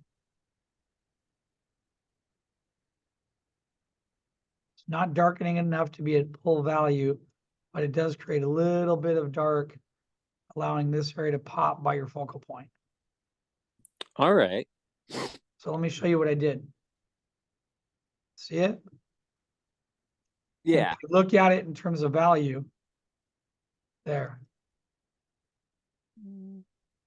Just Okay. allows you to stay in this little area right here. That's all. So I sort of push this down and push this down, because look at how many highlights you're getting up in here. That's true. And so I wanted to push this down, and then I don't want to be over here. You're making me want to go up here and go camp and go hiking. I want to be only here in that circle. So that's why I sort of push this down a little bit like so. Okay. It basically seems like all I have to do with this is just use a lot of multiply layers and I'm done. Oh, is that what you did? No, I'm saying that's what it sounds like I can Well, do to fix everything. In the night class, that's what a lot of people are doing. They're just like taking the values and throwing in multiple layers and blending them. Claire has her own technique and everyone else is doing something different. So it's to each, teach their own, because there's so many different ways to work in Photoshop. It's whatever becomes easier. Okay. Good job, John. Thanks, Phil. All right, nice piece. And part of me wants to select all this and make it a little bit lighter, but I know in terms of values, it's working, because that's what a nighttime scene would look like. I might push up 1 or 2 stars right over here, though. Yeah, I barely see the stars here. I did see them, and I see 1 or 2 here. Put 1 or 2 stars here, so we know it's nighttime. Okay. All right, good job, John. Thanks, Phil. Oh, my pleasure. I just got to figure that one out next. It's a lot going on in there. It might be a challenge, but it's good challenges are worth it, That's true. All right, John.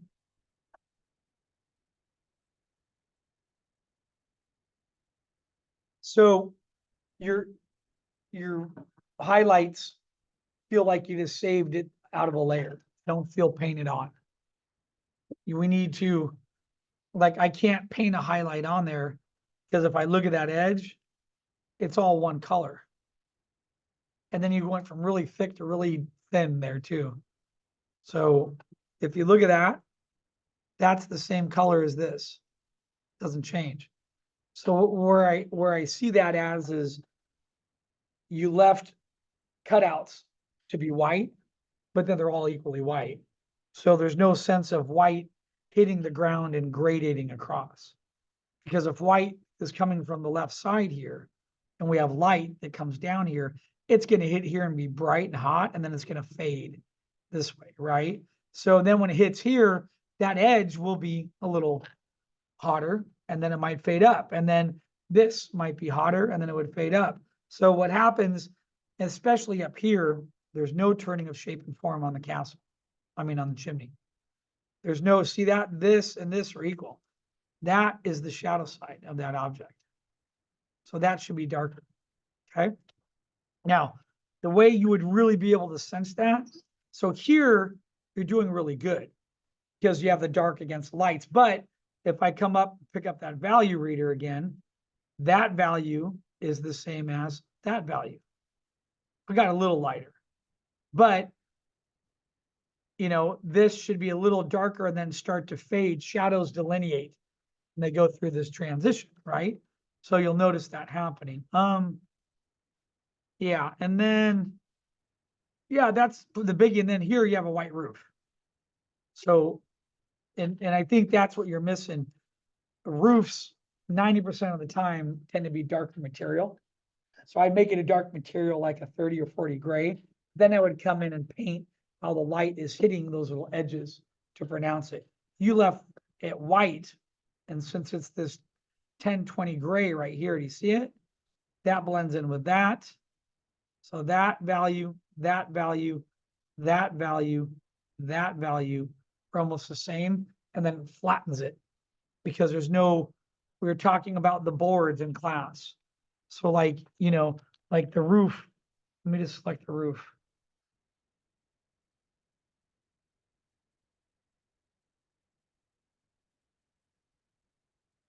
I can't do it. It'll darken the shadows, but it should be like a 30 gray. You know what I mean? And then these boards here, those boards aren't going to be all highlight. There's no way.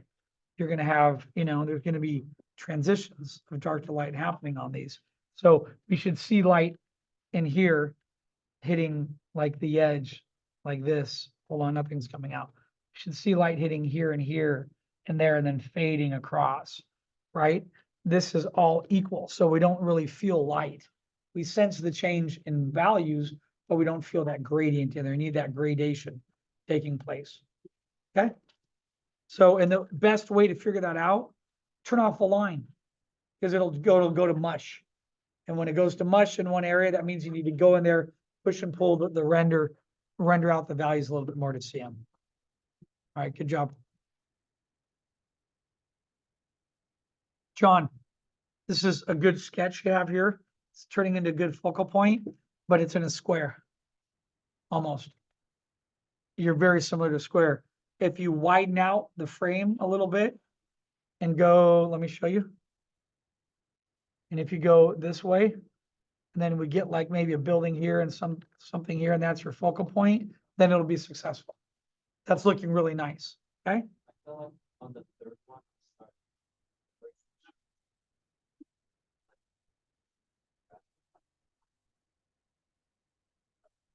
Yeah, well, I can see you getting warmed up. I could tell these were your first, right? No. Yeah, I can tell, usually I can nail it. You can see student loosening up. And then here, the reason why this works is because of the read. Now, I'm gonna pick on you regarding the reference though. That house is going away from, it's starting to look like something else. Part of it's right, this is right. But then this, one roof's longer than the other, it's going from thicker to thinner. It's not matching the architecture of the building style. A roof like, so the read is good, the grouping's good, but then go in and rework the house to fit the architecture. This house is okay. This is cool. That's cool. But then this, no bueno. That one needs to be redesigned a little bit to come back to life a little bit more. Okay, you're on the way. And I'll probably not be able to do a demo today. So what I'm going to tell everybody is this. I need to do a demo on Thursday. You don't have to submit any work on tone. I'd rather you just work on it on the weekend And then I'd rather us move to thumbnails and let me sit and sketch and do a couple of demos for you and show you how I would construct stuff. Because if I don't construct it and you guys don't get to see it, you might spin your wheels. Then I also want to talk about what's called an offset 2-point to explain what that is. And then I want to be able to just to sit and sketch for you guys. So on Thursday, is that cool? People are like, but no, I want my work critiqued. I can't, there's not enough time to critique the whole class and do a demo. I'd rather get to draw, if that's all right. Because see, we're gonna, by the time we finish today, we'll be at 10:10, 10:15, and then I gotta end class and get ready for the next one. So, good job, John. They're good sketches. Thanks for doing them. Okay, they're very nice. Now, wait, one last thing I'm just gonna show you. Because here would be a problem.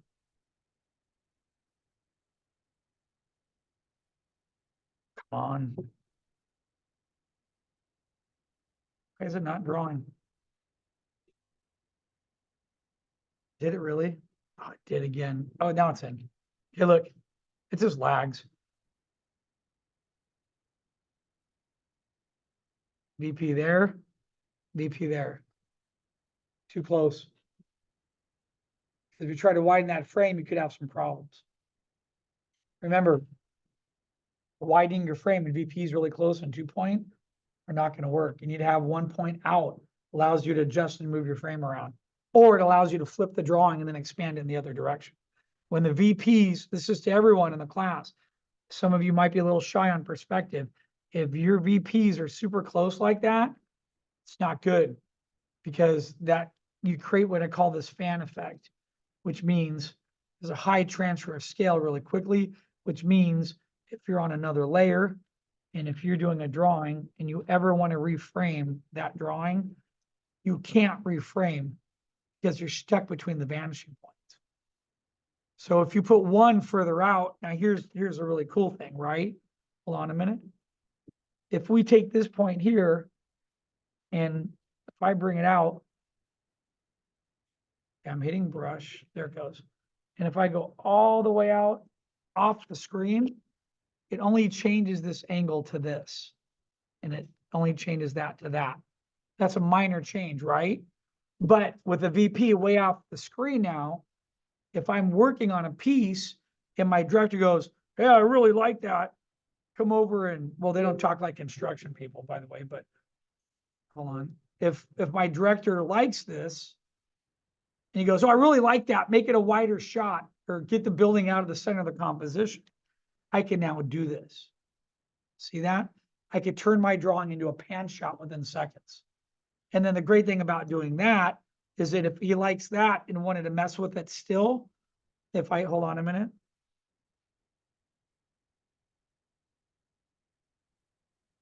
I can take that and I can flip it the other way and still design another composition off of it, if that makes sense. I have ways to get out, okay? If I don't do that and I put my VPs super duper close and then my frame is back to where it was and I'm, you know, I'm basically limited here with framing if I have that in there. That's why I was saying this. I don't mean to be a jerk, but I'll just say it true. 90% of the darn drawing books out there on perspective, they're made by hacks. They are. They're made by people that know, like, okay, here's 2-point, here's 3-point. Yeah, that's the basics of it, but that's not how you really use it in drawing an environment or building sets or locations. And that's definitely not how you use it doing production layout and storyboard mechanics and how to move cameras through scenes and stuff. Your vanishing points, one can be close, but then one has to be far away. You have to give yourself that spatial arrangement to be able to create and move cameras because we're thinking about it, we're drawing an environment with shapes. So a lot of times we're going to either truck in or truck out to make that composition better. And doing that, if your VPs are super close, you just prevented yourself from ever being able to do that. Okay, cool. Good job, John. Good job jumping on that and cranking on it. Okay.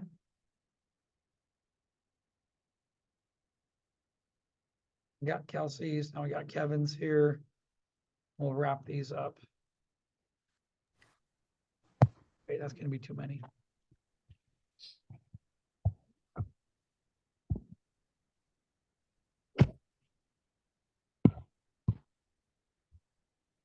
Sorry, guys, I'm losing my voice completely.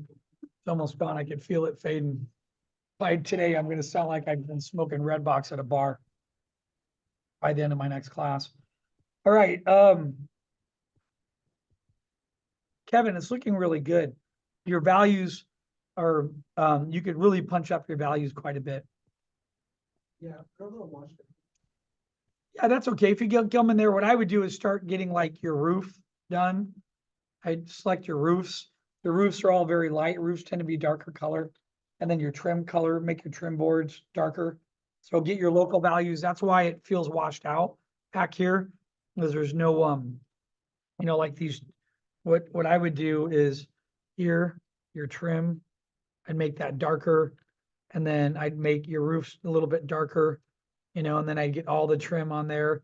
If you have to go into a piece or two like you did here, that's great.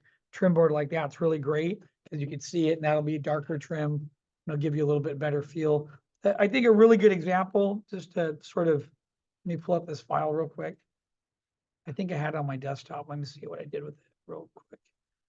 Looking at Michael.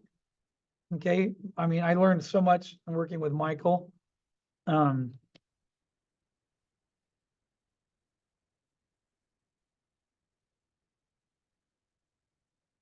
Forget it. I just typed in Michael Springer value. I don't know where my head is. What's wrong with me today? I think I just need to eat. I ate at 4:30 this morning, so that's what it is. Come here in a Smurfs. Let me grab this image. And if we just enlarge it real quick, I'll just point at it. Look at, see the dark trim? So even though he did this as hay, you could, hay's a lighter color, but then when usually you have tiles, tend to be a little bit darker. It's like a darker stone. But see, getting the trim, so anytime you can build up contrast in your piece, dark against the light, you know, you got a light wall against the dark, you have the ground against the dark of a shadow. These are all dark wood items. The reason why wood tend to be dark, they would stain it and they would keep it waterproof that way. So, you know, and then look at, see how he keeps that as your key focal. And then all these others become much lighter in the back. He does that stuff on purpose to get you to read and bounce your eye through the piece. So that was going to be my comment, is that, you know, this all looks really good in here, but you could get in there, turn off some of your lines. You'll be able to start, you know, you'll see where you need to put your values. And I can just tell by looking at some of this, you know, like you could have some stronger shadows in here. This could be a little bit darker in here. That's going to cast not only a shadow to there, and part of it might go up the wall there.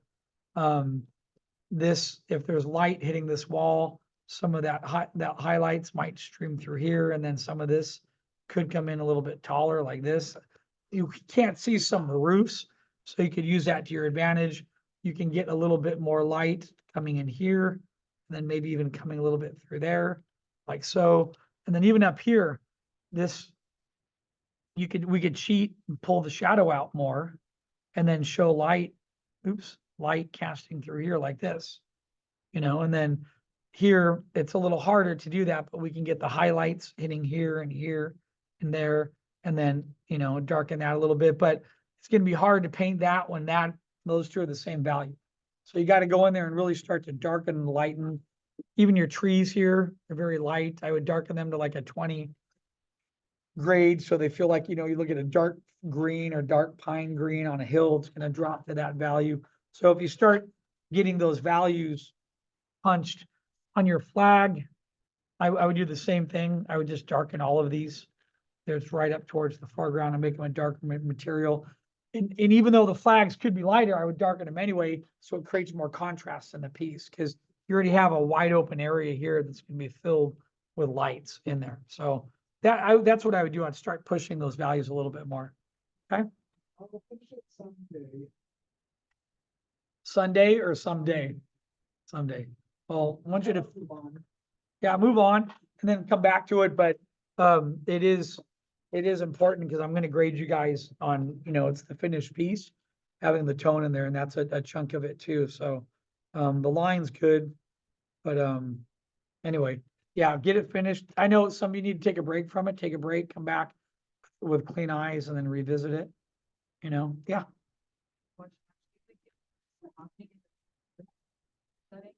How long would it usually take if it was like spaced out on the secret class? Like you think it'd be like a week or like a couple days? If you were doing something that has like full tone in it, you'd probably be giving, well, it just depends where you're at, a couple of days. There was a time at Disney TV animation when they were doing 2 full tone a day.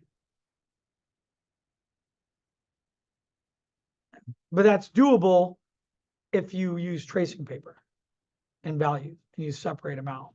Now, hold on a minute, since we're having this discussion. Now, I'm pushing you guys a little bit more. Okay, which I know. Phil's the bad guy. All right. But, so here's one of my students who's in the industry. It's Pat.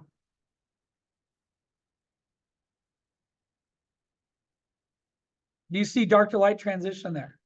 Yes. Does it read as values? Yes. Is there a ton of rendering in there? Not as much. It's most about dark to light, but he knows tone well enough to do that. So that's my main concern. Can you, on this house, can you see a light side and a dark side? Yes. The stuff back here drop in atmosphere? Yes. Is this richer because it's in the foreground? Yes.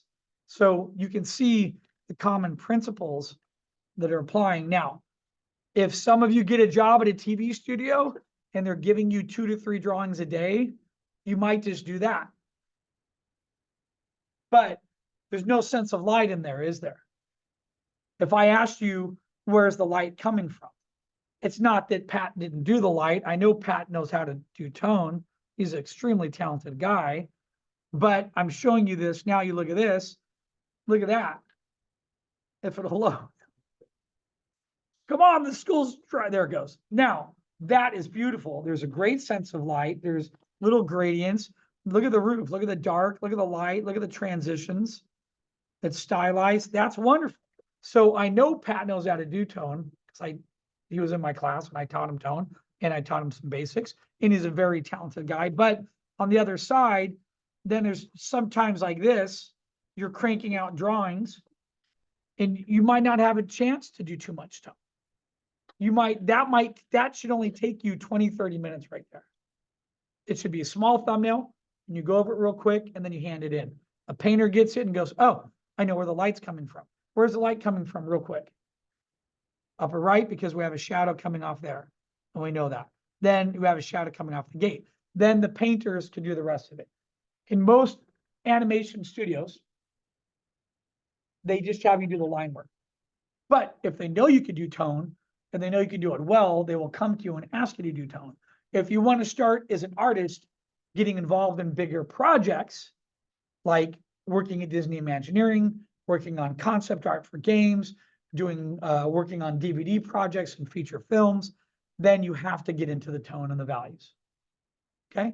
Now at Disney TV, there was this golden time when you had these artists, Paul Felix, Michael Spooner, Jim Schlinger, just a bunch of guys, and they were all drawing in tone every day.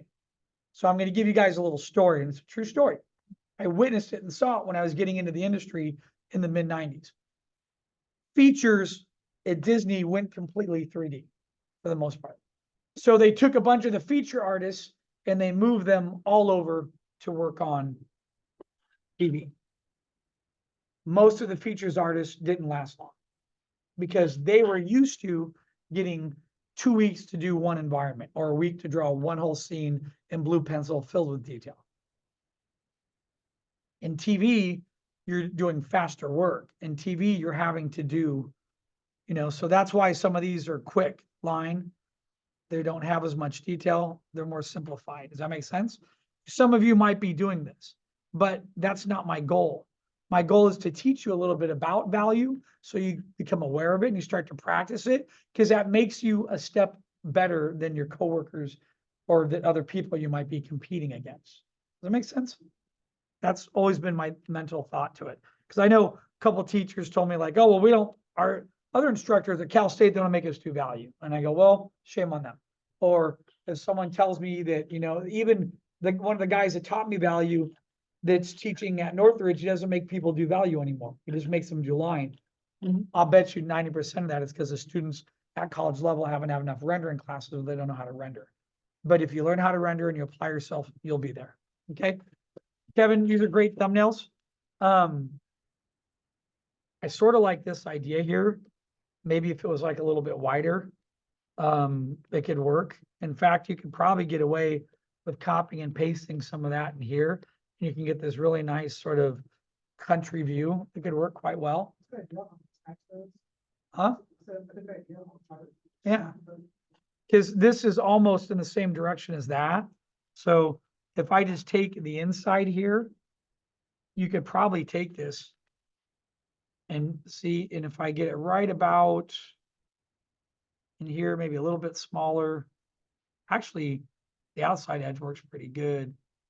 Like if I even got that in here like this, if I just come in and start to erase some of this and let your other drawing underneath bleed in to it, you get a pretty cool little street shot like that. See that? You get this sort of European look, but then to put the icing on the cake on this is I might come in and say, give me one building that is a dominant read.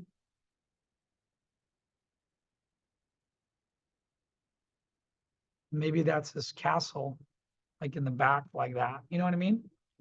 Or on the hill. Does that make sense? Not a castle. Give me a focal point. Because you have this beautiful drawing. Well, okay, let me back up there. If you have this drawing that looks like this, that's more of an establishing shot now. That would work as long as it's in 2-point. If somebody looked at this and said, hey, I really like what Kevin, what you did there, but I want you to give me, a focal point, then you might need to come in and into this and go, well, then I might have to come in here. Right now, this is looking like a focal point to me. That's one of the largest shapes. So maybe you make that building more defined or more interesting or pop outs on it. Maybe that's where the chief magistrate of the village lives. You know what I mean? It does. It falls in thirds perfectly. Yeah. I really like the bottom thumbnail, but I wasn't sure how to I was trying to figure out how to add a focal point to it, but combining those two together, a good idea. I think I'll go with that. Yeah, I like, and then if you get a nice, see how you're moving your scale from here, and then you get larger, and then you come over here and you get something like this, sitting in the front like this, and maybe there's even a little thing hanging out here and a little, I don't know, maybe there's a flag on that or something. You can get a really nice little read here. Maybe there's a little thing open, there's a little flower planter there, and you get some cool little details in there. And then you have this nice little city shot going down below there. Has that sort of Spanish European feel. I think would be quite nice in a drawing. Okay.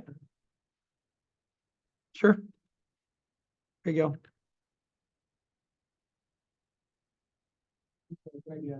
All right, nice work. Good thumbnails. And by the way, you're just scratching the surface on the thumbnails. You could do, if you did more, you'll get better at them, and you'll be amazed at how quick you start drawing. So sometimes there's that mileage aspect where I come in and go, hey, do more mileage on it and see how it develops. Okay, Noah. I like this, Noah, but it's the same value here as it is here. You know what I mean? Yeah. That wall is the same as here. And if light, I see, is that light coming from a door behind me? No. Because then I see shadow here. Where's the light coming from? Oh. I'm not sure on that one. What I would do is I might contemplate doing something as simple as this is, well, you have a hanging light in there, right? Isn't that one right there?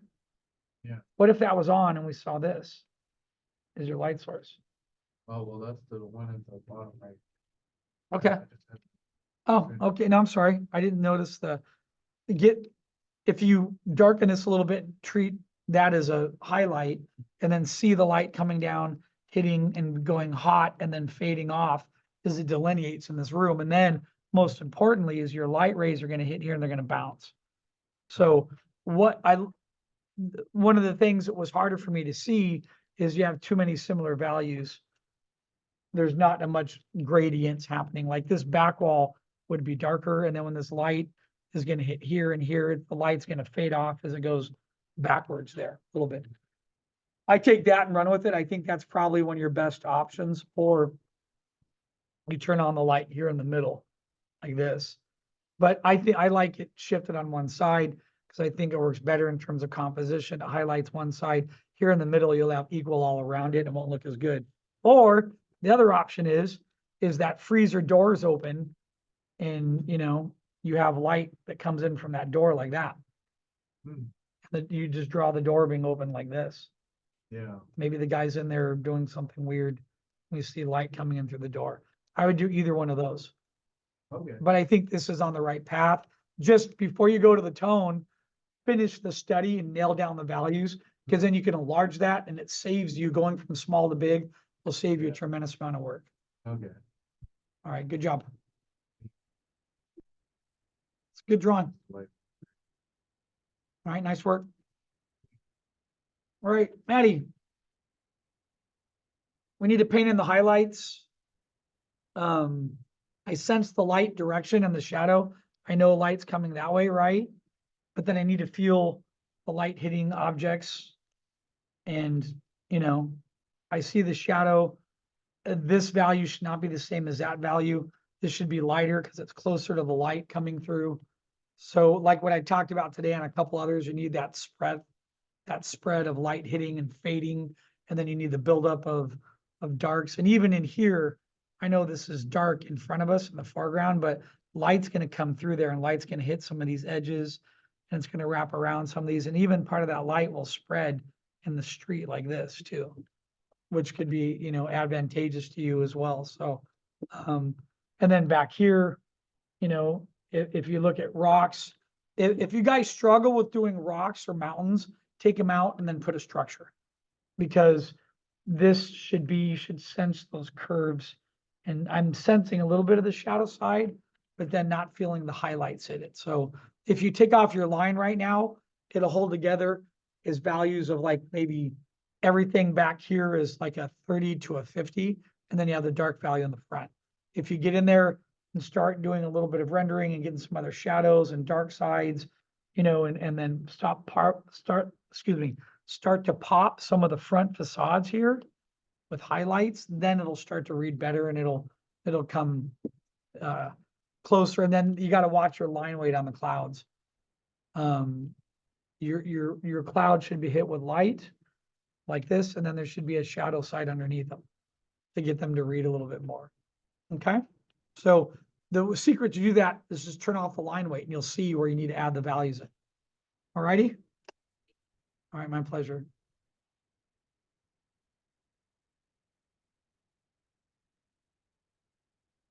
All right, got Noah's, and then last but not least, we have the awesome Viviana.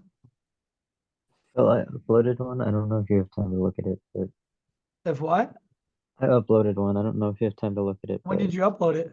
well, I uploaded like a messy sketch like right before class, but I cleaned it up a little bit and just uploaded right now. Okay, I don't know if I'm gonna have time, dude. You got to get it in the file before we do class, because I pace myself on the work, you know. Yeah. You got to get it up. I waited today and downloaded like 8 minutes before class. Usually I do 10 or 15. So let's just take, because I got to end and then I have to eat for my next class. So let me see if we'll have time. All right, Viviana, you're working on the 1 point of the throne, right? Yeah, this is just to get something out, but I'm gonna push it more. I just Okay. wanted to put something. I there for like you. the symmetry here. You can do that offset where, so the throne needs to really read. Here it reads. And then you can design the gold and the other stuff around it, which you're starting to do. Here it gets lost a little bit with that square shape behind it. Now, if you elevated this, like if you had stairs like this, and then you have the throne in the back, and then you have stairs that were to come up it, that can start to work. Okay. You know, but I'll need yeah, help on that, but I'll just sketch it out. Yeah, do more sketches on that and you'll be on the right path. Okay. For your values here, Yeah, this is I did thumbs and I still struggled, but let's do this. the problem is your focal point is here. And I think what I would do, this is a little bit of a cheat, but you you could angle the window so the light of the window comes in like this. That makes sense? Yeah. Or you might need to move the window back a little bit away from this. So we need to get this as your biggest area of contrast, and then your bounce light's going to come back up into these areas here. So we need to get that area to read and tone as primary. Okay, that's an option. Or another option is you just come in here and we just hang a light up above, and maybe this one's off or something, and that's just lighting that whole area, you know? That might be the easier option, because then it's going to highlight here. Some of this will get faded. The window becomes secondary read, and then that's your key light source. Is that your main? Okay, I can add a light. Yeah. You like that? Yeah, I can add one. Okay. Try that. Might be easier. I think that might have the better read for you, or do it with the window casting the light in front of there. Okay. Okay. All right. And then, yeah, that's probably, I think, the best choice. The other option would be move your desk here, put a window here, let the window come in, and then hit filled full of light, and then you'll have all this light bouncing around the other objects there. Okay? Okay. All right. Thank you. Thank you. Welcome. Let me come back over here. Let me try to get Ren's real quick.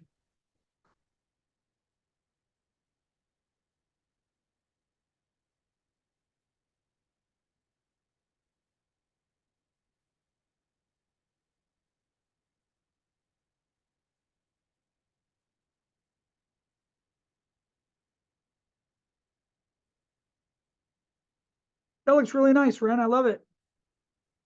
It's good drawing. Thanks.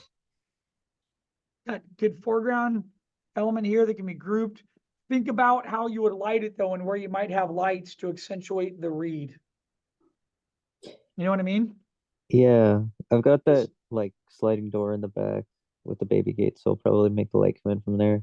Because you could have light coming from here, would be option number one. Number two, you could have a light here with light shooting down here.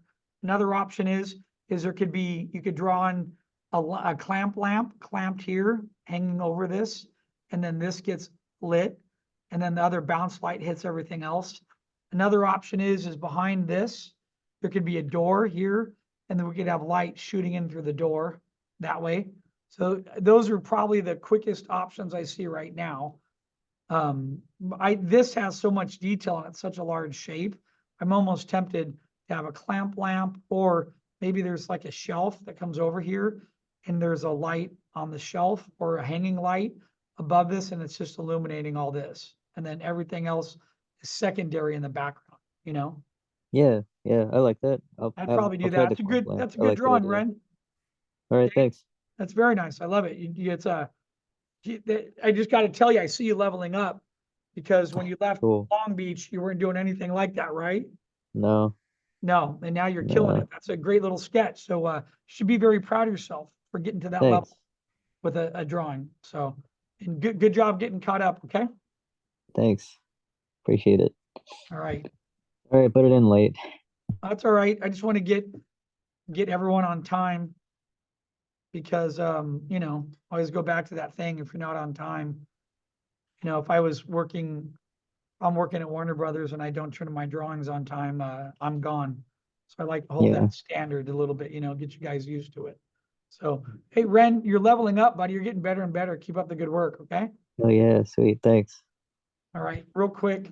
Let me go to take roll fast. Give me 1 second. Let me stop the recorder.